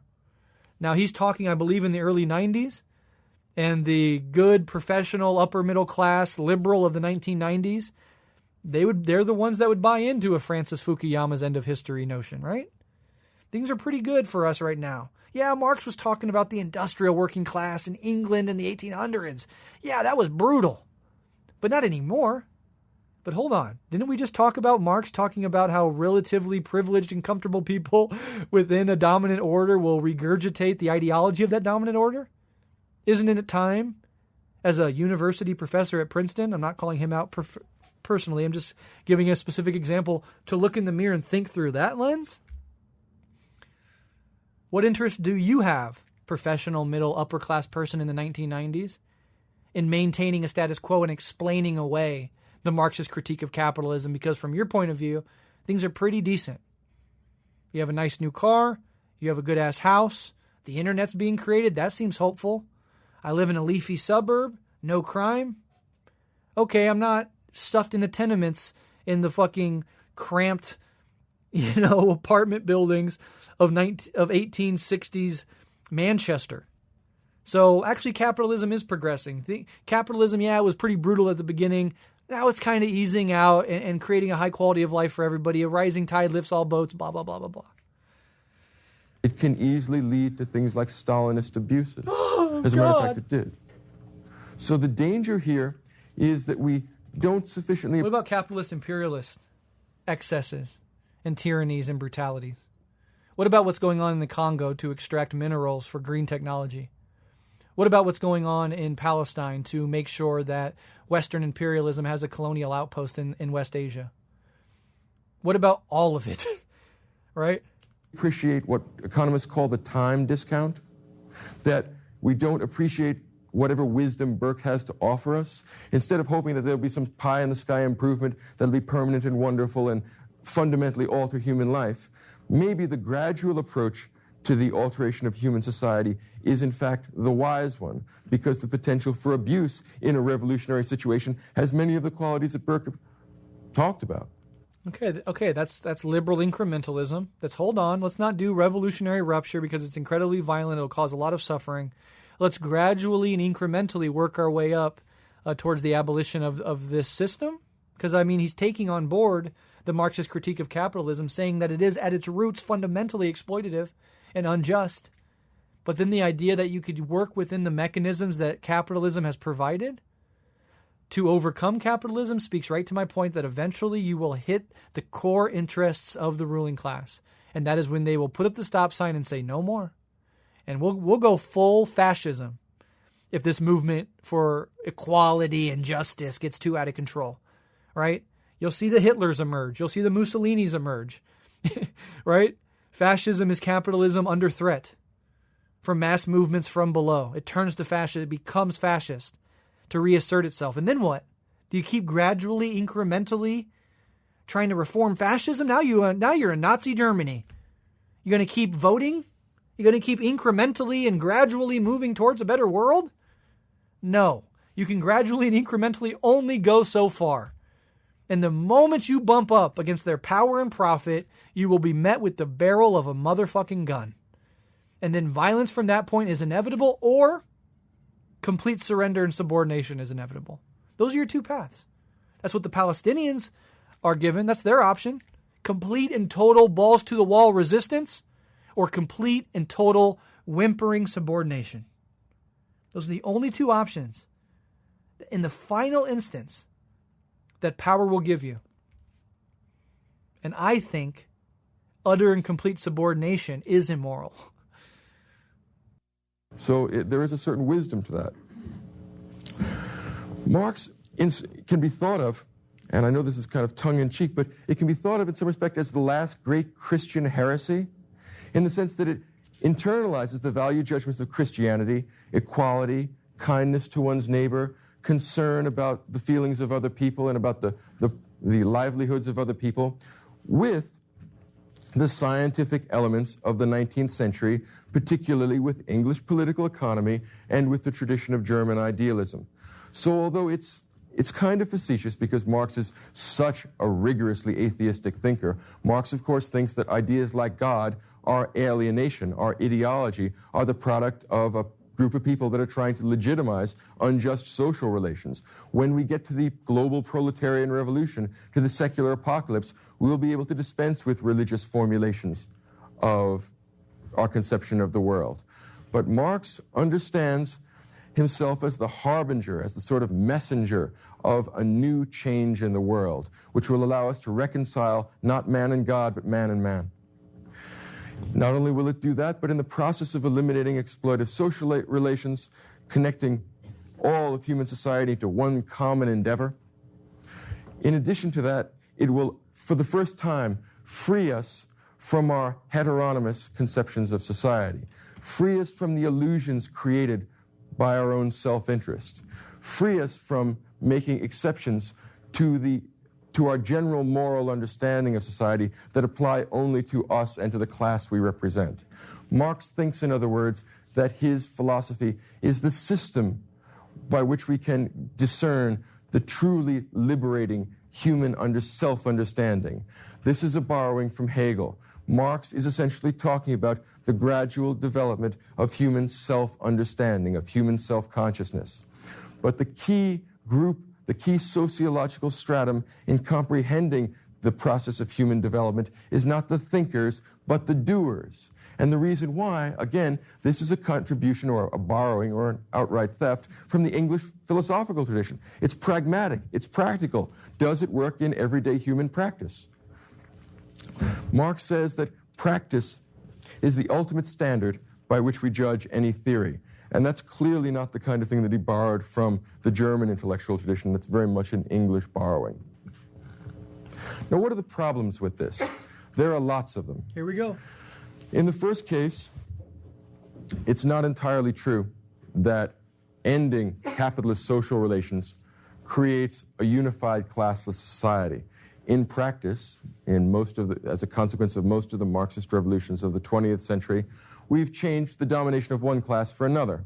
Instead of having the capitalists run things, generally speaking, intellectuals do. Very few members of Marxist ruling elites lack college degrees. Very few of them are, in fact, common, average, everyday manual laborers. They're almost exclusively not proletarians. Now we have to understand that as a process of socialism. Socialism is the transition out of capitalism, using everything that capitalism creates as the starting point, and then moving out of capitalism, which is inherently a class society still, which inherently will be riddled with contradictions and problems. There have been multiple experiments, like the Soviets, wherein the intellectual vanguard class and the toiling working class tried to create institutions where working class power could be expressed.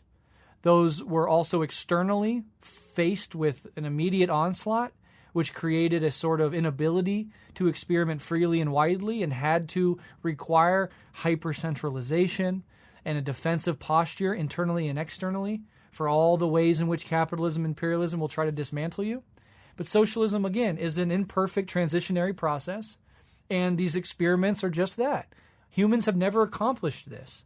So the idea that right out of the gate, socialism would immediately result in a classless society, or that it would be free from contradictions. I mean, Mao himself said that contradictions increase during socialism, not decrease.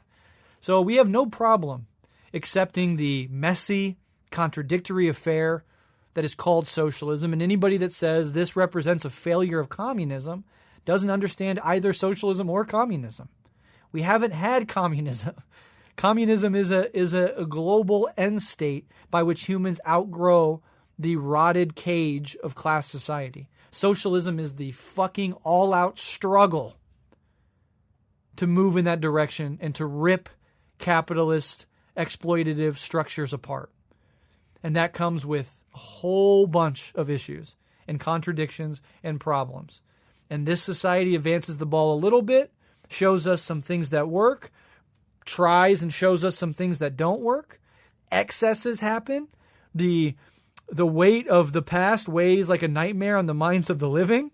So you're coming out of, let's say, a czarist regime in Russia that for millennia has only known extreme authoritarian, hierarchical, anti-democratic political processes, and trying to jump into socialism.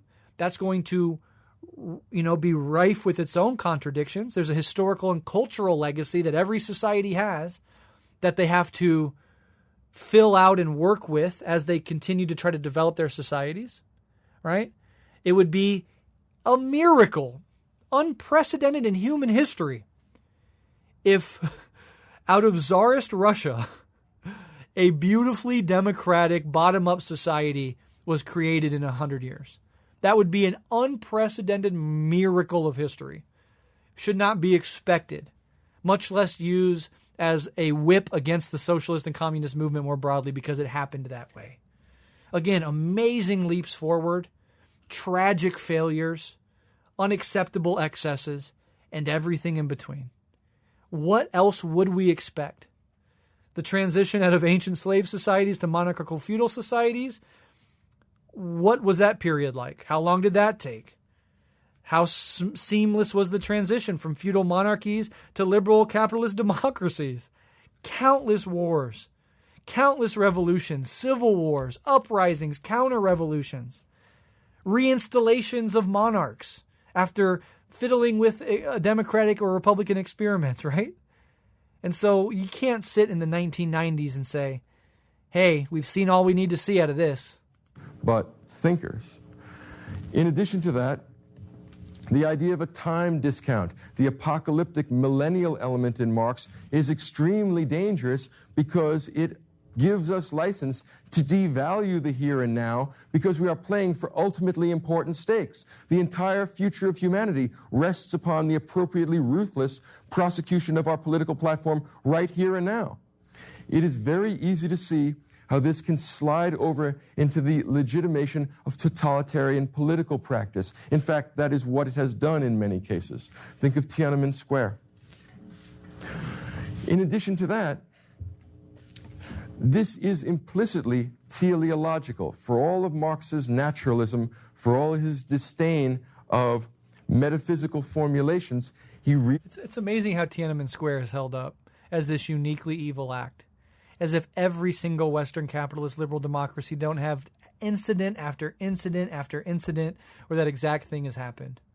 I mean, it's incredible that, I mean, it comes with Orientalism and xenophobia and this sort of Western patronizing of non-Western societies. But the fact that Tiananmen Square is held up as this great tragedy in human history, while the real tragedies of Western imperialism and colonialism and capitalism are brushed over if addressed at all, is just another product of ideology and racism and a colonialist patronizing attitude toward the global South more broadly. Am I saying that I love Tiananmen Square? No, a whole episode could be done on it, right? It's a historical event. Things fucking happen. But to hold that up as a unique example of a terrible historical tragedy coming out of the blood-drenched halls of the West, I find it ironic at least. He really does think that history has a telos. It has a purpose, it has an end, and he has discerned that. In my estimation, this is a mythology. It is a moving mythology. It is a very intriguing mythology, but what it is a holdover from the Christian intellectual tradition, from the idea that God has a providence, but it's given a physicalistic twist, which makes it more or less consistent with the tradition of modern natural science. Marx, in other words, is attempting to square the circle.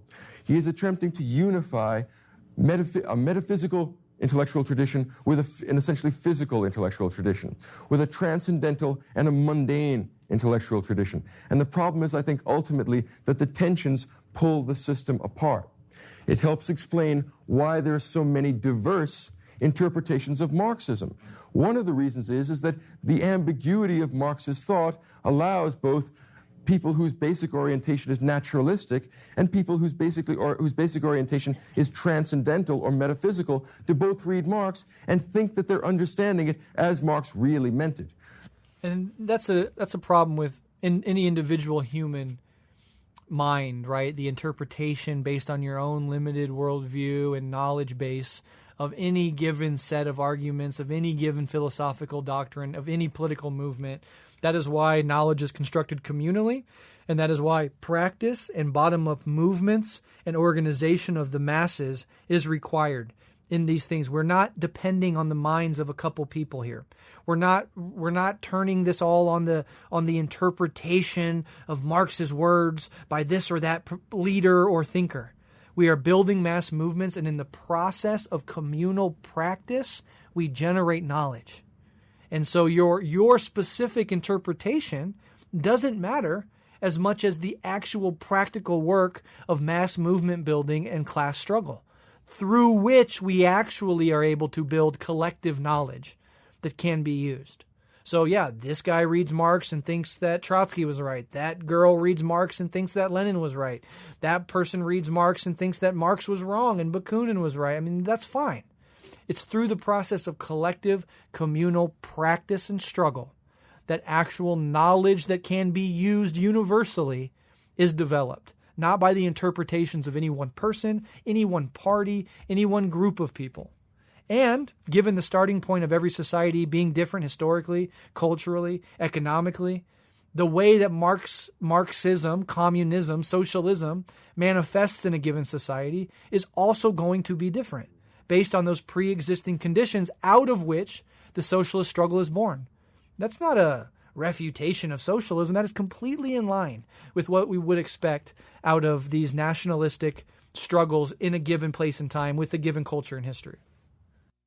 The real reason is because there are tensions, simple contradictions in Marxist thought which never get resolved, and the reason is that I think ultimately they can't be resolved. Ultimately, you're going to have to choose either or. You're going to be a naturalist or you're going to be a metaphysician. It is very hard to be both. If you want the When it comes to class struggle and revolution, it doesn't matter, ultimately, whether you're a naturalist or a metaphysician. What is happening here and now? Our project is a political one rooted in social, political, and economic realities, concrete, material reality here and now. That there could be a God. There could be several gods. Reincarnation could be true. You tell me your metaphysical belief about the structure of the cosmos, and we can argue about that.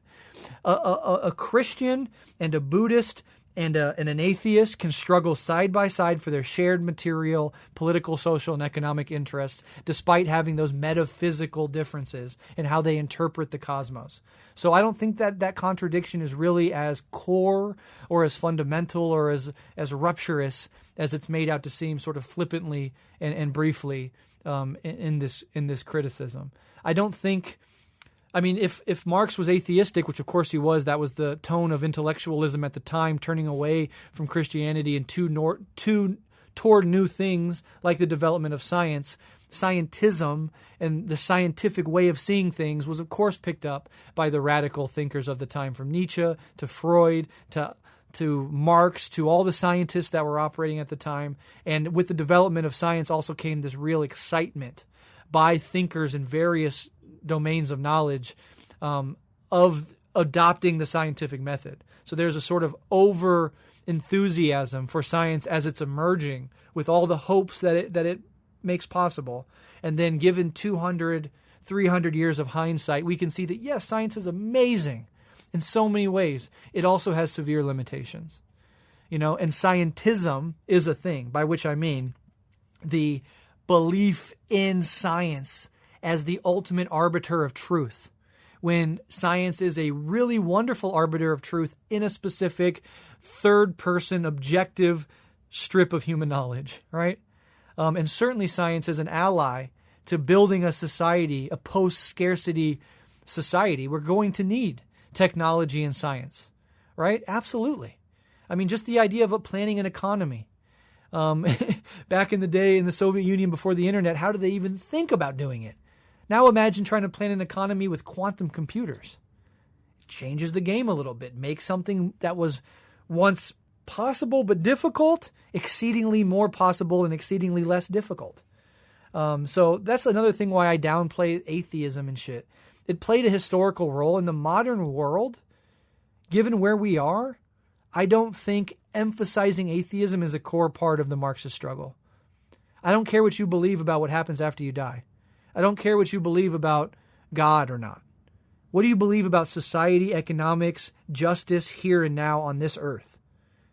We can sit back once communism is achieved and have all of our discussions about religion and metaphysics. It doesn't actually dictate or change the struggle here and now. And religion itself, I think, far from completely disappearing under communism, hypothetically, it would just continue to change and evolve. Because even in a communist state, and even given Marx's point that religion and the ideas around religion are often superstructural products of the mode of production, that human beings fundamentally will still have a psychological, emotional, and existential question mark when it comes to life and death and the cosmos and eternity and all of those questions. No material process here on Earth, including science, is ever going to answer those fundamental human questions that any self-aware thinking species that must die is going to inevitably struggle with. Communism doesn't solve the problem of death. Communism doesn't solve the issues of mortality and the infinite and what to do with a life in the limited time we have and what comes after. No human system could know those answers. Those answers, I think, are fundamentally cut off from us. And they'll forever be philosophical questions of interest and inquiry. And religion is just a language we use to try to wrestle with the questions that philosophy proper and science proper and art proper don't address head on. And so there will be a place for religion, writ large, broadly conceived, but it would certainly look very different from the religions of ancient slave societies, the religions of medieval feudal monarchy societies, or the religions of liberal democratic capitalist societies. Naturalism, you can keep the laws of history, the Marxian iron laws of progress that Professor Staloff talked about in the last lecture. That's the naturalistic element in Marx. If you want to believe that history has a progressive tendency, if you want to believe that history is the gradual realization of human liberation, if you want to believe that there is an end point to the process of human development, you can't do that without metaphysics. It's implicitly Hegelian. And you can't jibe that idea unless you essentially believe that there is a plan either intrinsic to nature or in the mind of God or intrinsic to human nature or intrinsic somewhere that can be discerned that has some very queer ontological differences from a natural entity. So he's saying to have a teleological endpoint is inherently metaphysical, that some brain, some mind, some process somewhere that has to be active if it's going to lead to something. He talks about the end of history, this end point that all of history is geared towards communism, and once communism's achieved, there's no more machination or movement. And I don't think that's the communist ideal, right? I don't know what comes after communism. What problems will we face, right? What technological developments are on offer? Do we make contact with extraterrestrial intelligence, right? What does that do to human civilization? There are 1,000,001 questions that will continue to exist after communism, if it were to be achieved. It is not a teleological endpoint. It's not like humans struggle for millennia, finally they achieve global communism, and everybody is happily ever after. Heaven on earth has been accomplished. No. Human life is not so neat. Problems still exist. Issues still need to be resolved. New problems we can't even fucking fathom right now will emerge. It is simply that the economic structure of society is no longer separated into an elite few who have access to everything and the broad toiling masses who have nothing but their labor to give over so that other people can live lives of comfort and luxury on their back. It's just the end of class society. Did primitive communist societies face problems? Did they face issues in their natural environment? Of course they did. They just didn't have exploitative social hierarchies, right? So this idea that Marxism is a religion, it's teleologically aimed at this endpoint called communism, that history will finally end when we get to communism, that no more problems will occur, no more contradictions will exist, no more jostling between various interest groups will ever occur.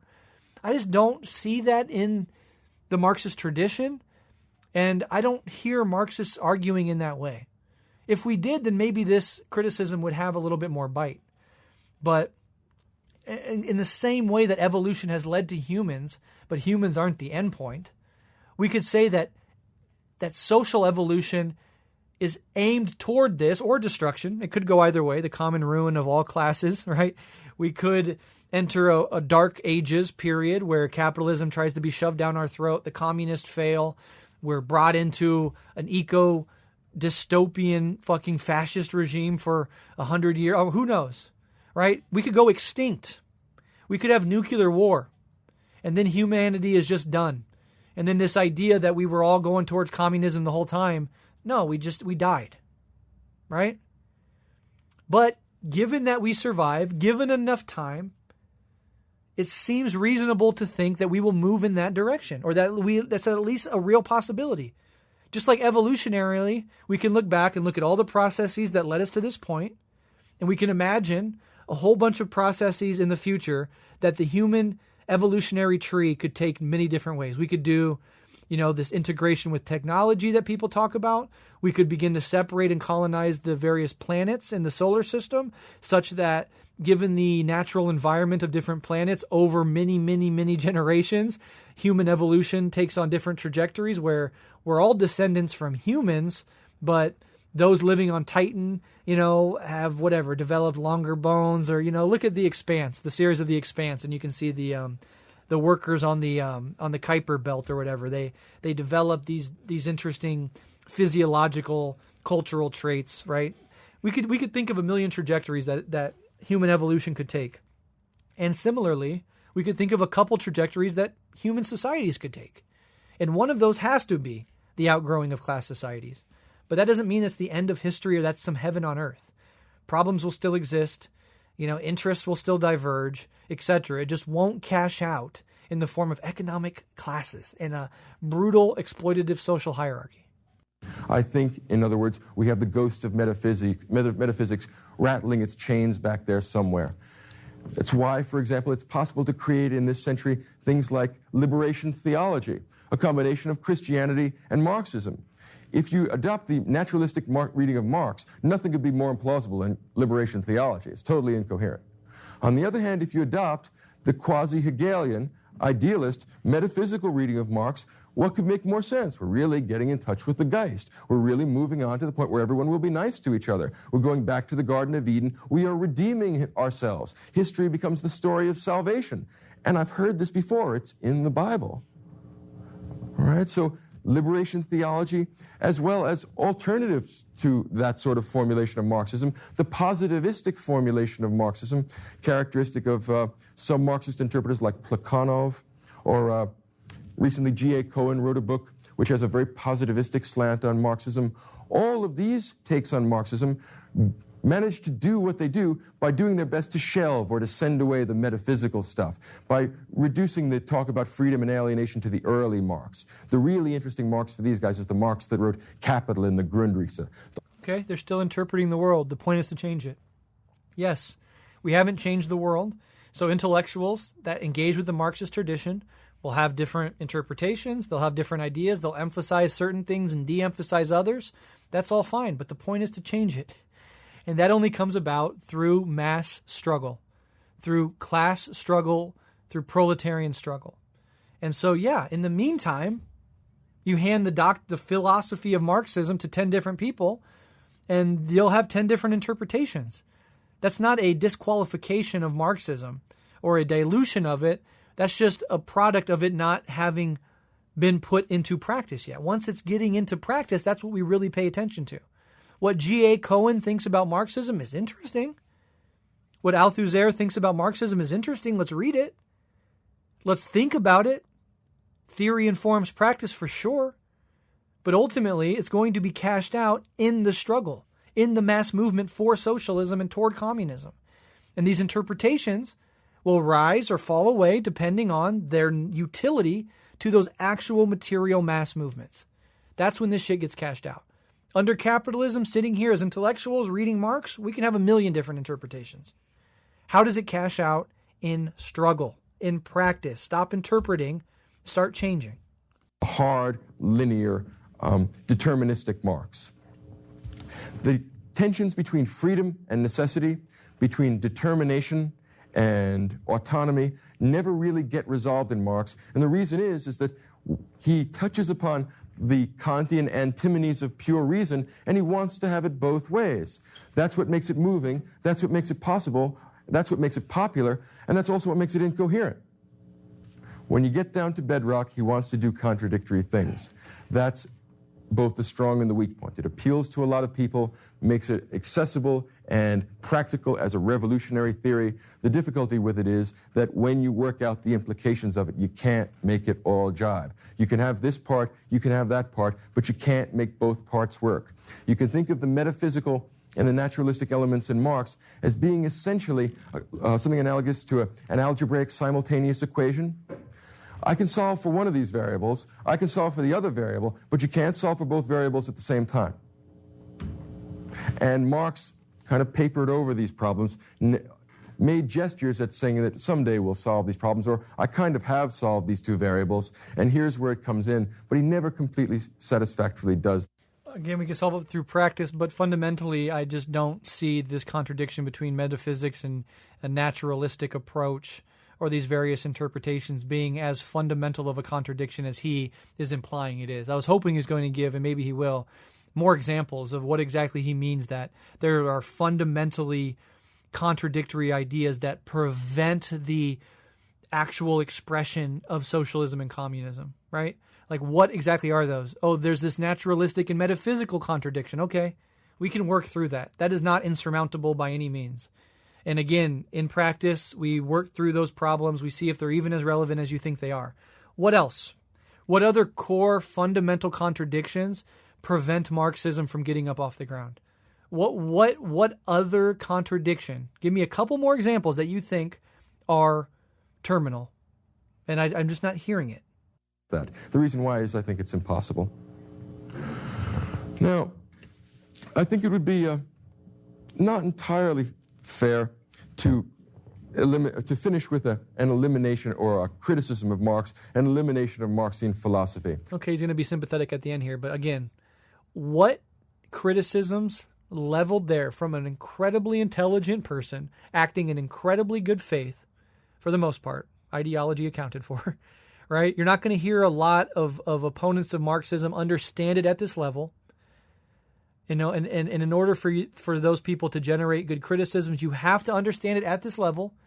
And after listening to this full lecture, we can certainly say, with charity in our hearts, that Michael understands Marxism pretty fucking damn well, better than 99.9% of the people out there in the world that don't like Marx and communism and socialism.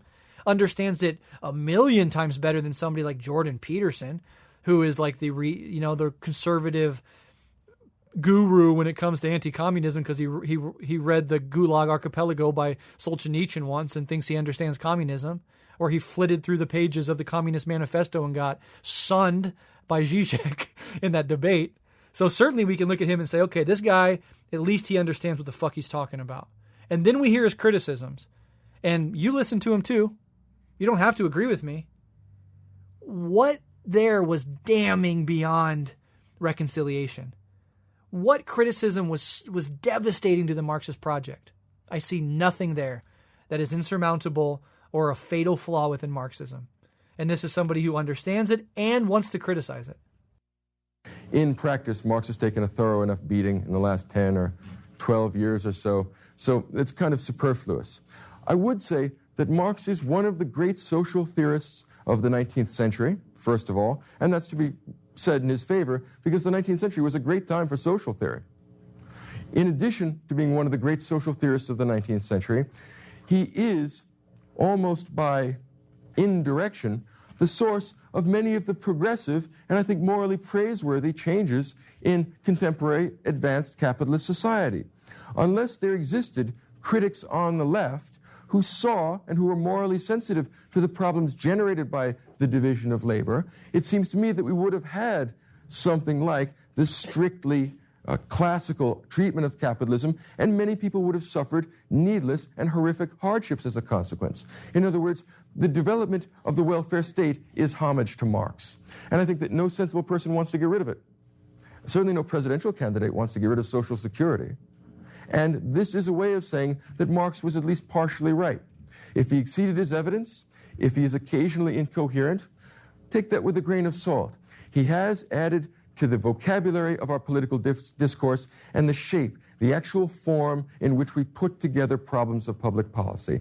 And that's the kind of contribution that will not die with the particular totalitarian political systems that have been connected with it. And that's the advantage to knowing something about Marx. You get to understand the origins of contemporary public policy and discussions about public affairs.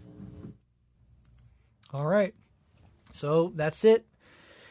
So I don't know. I hope that's useful. What I like about this is instead of me coming on here and just, by myself off the top of my head doing an episode on Marx, it's good to be in dialogue with somebody as clearly informed and knowledgeable as Professor Sugrue, who again has passed away. Rest in peace, my friend. He put out all of his lectures, again, for free on YouTube. I'm putting this episode out publicly for free for people to take advantage of and to learn, all in the interest of education and learning about this stuff at a deeper and deeper level. And I hope my commentary alongside the lecture deepened the lecture itself and added substantially and meaningfully to this discourse and to this conversation. And I hope it was educational. I hope people walk away from an episode like this thinking deeply about issues and coming to their own conclusions. And you can disagree with me, you can disagree with Professor Sugrue, or you can disagree with both of us, but I still hope it's generative. I hope it's worthwhile. I hope people on the socialist left find stuff like this worth it, generative in the appropriate ways. And again, I like this stuff. So, kind of as an homage to Professor Sugrue to continue to do these lectures on different figures, as I said, Kierkegaard, Nietzsche, Schopenhauer. He does many, many different people, Marcus Aurelius, etc. I could keep this as a sort of sub-series on Rev Left where I'll go through and, engage with and respond to and draw out ideas and syntheses and points particularly relevant to the socialist left from these various different types of thinkers and his lectures on them. So if you like that, please find a way to let me know. And if you really want to contact me and to be in continual engagement with me, the one place I set aside that I always check the comments and I respond is the comment sections of our Patreon. So you can go to patreon.com/RevLeftRadio for $5 a month. The cost of a cup of coffee a month. You can support me, my family, work like this, and you can get all the bonus content that we put out, over 300 bonus episodes on our back catalog, episodes like this and many more types of episodes every single month, only for patrons, and in the comment sections where I post the public episodes as well as the Patreon exclusives. I try my absolute best to engage with every comment, reply to people asking me questions, etc. So if you are so inclined to support the show and you find those benefits interesting and worthwhile, it's $5 a month. And it means the world to me and my family. I have 3 children. I have tens of thousands of dollars in student loan debt. I don't have a savings account. I don't have health care, but I pay my bills and I take care of my family, and the supporters of this show make that possible. And for that, I will eternally be grateful and appreciative of all of you. So check that out if you're so inclined, and to everybody that already supports the show, thank you from the bottom of my heart. It means the world to me. All right. Talk to you next time. My friend, gotta eat. Gotta eat, and when they get hungry, it ain't shit funny. My friend, gotta eat. Who's the real thugs, killers, and gangsters? Set the revolution, let the things bust and think. Oh. Hey yo, sorry, I'm bad with faces, my bad, I'm bad with names. If I mistake you for someone you ain't, we gon' have to blame my old dad brain. Plus I smoke a lot of bud, so if I fail to say what's up, why you give a fuck? I'm too busy trying to navigate the genocide trip. I'm busy trying to make sure I can make the monthly rent without having to be one of them film celebrities, especially the kind that just take pictures like tee.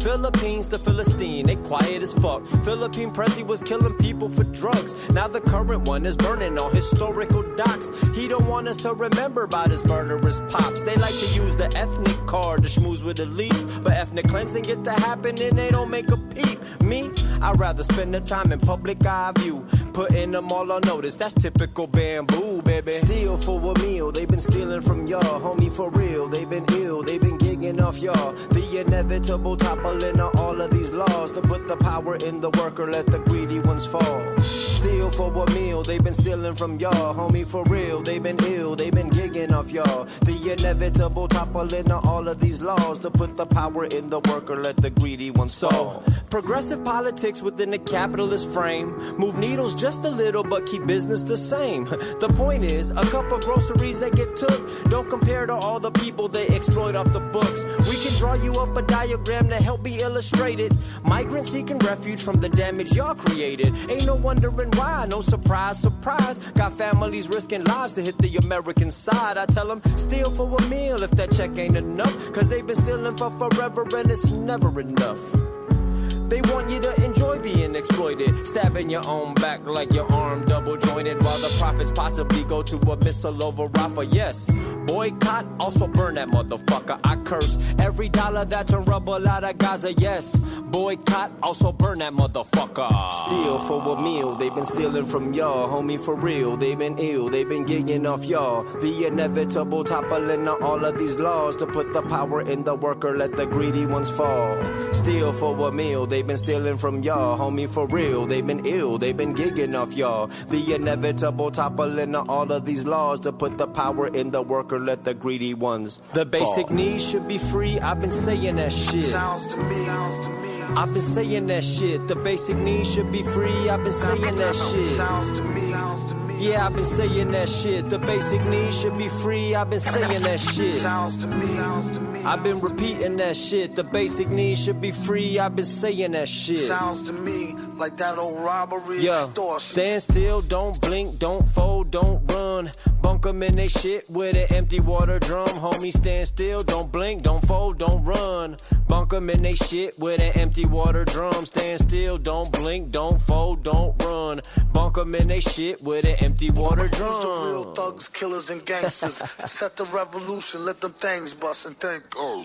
Hey yo, steal for a meal if you're low on the dough, but please steal from a business where the CEO is getting hella zeros on a check, while the worker getting shitty benefits. Baby, steal for a meal if that money is thin, but please steal from a business where executive men is getting bonuses while workers work through holiday breaks. Big bank take little, that's the American way.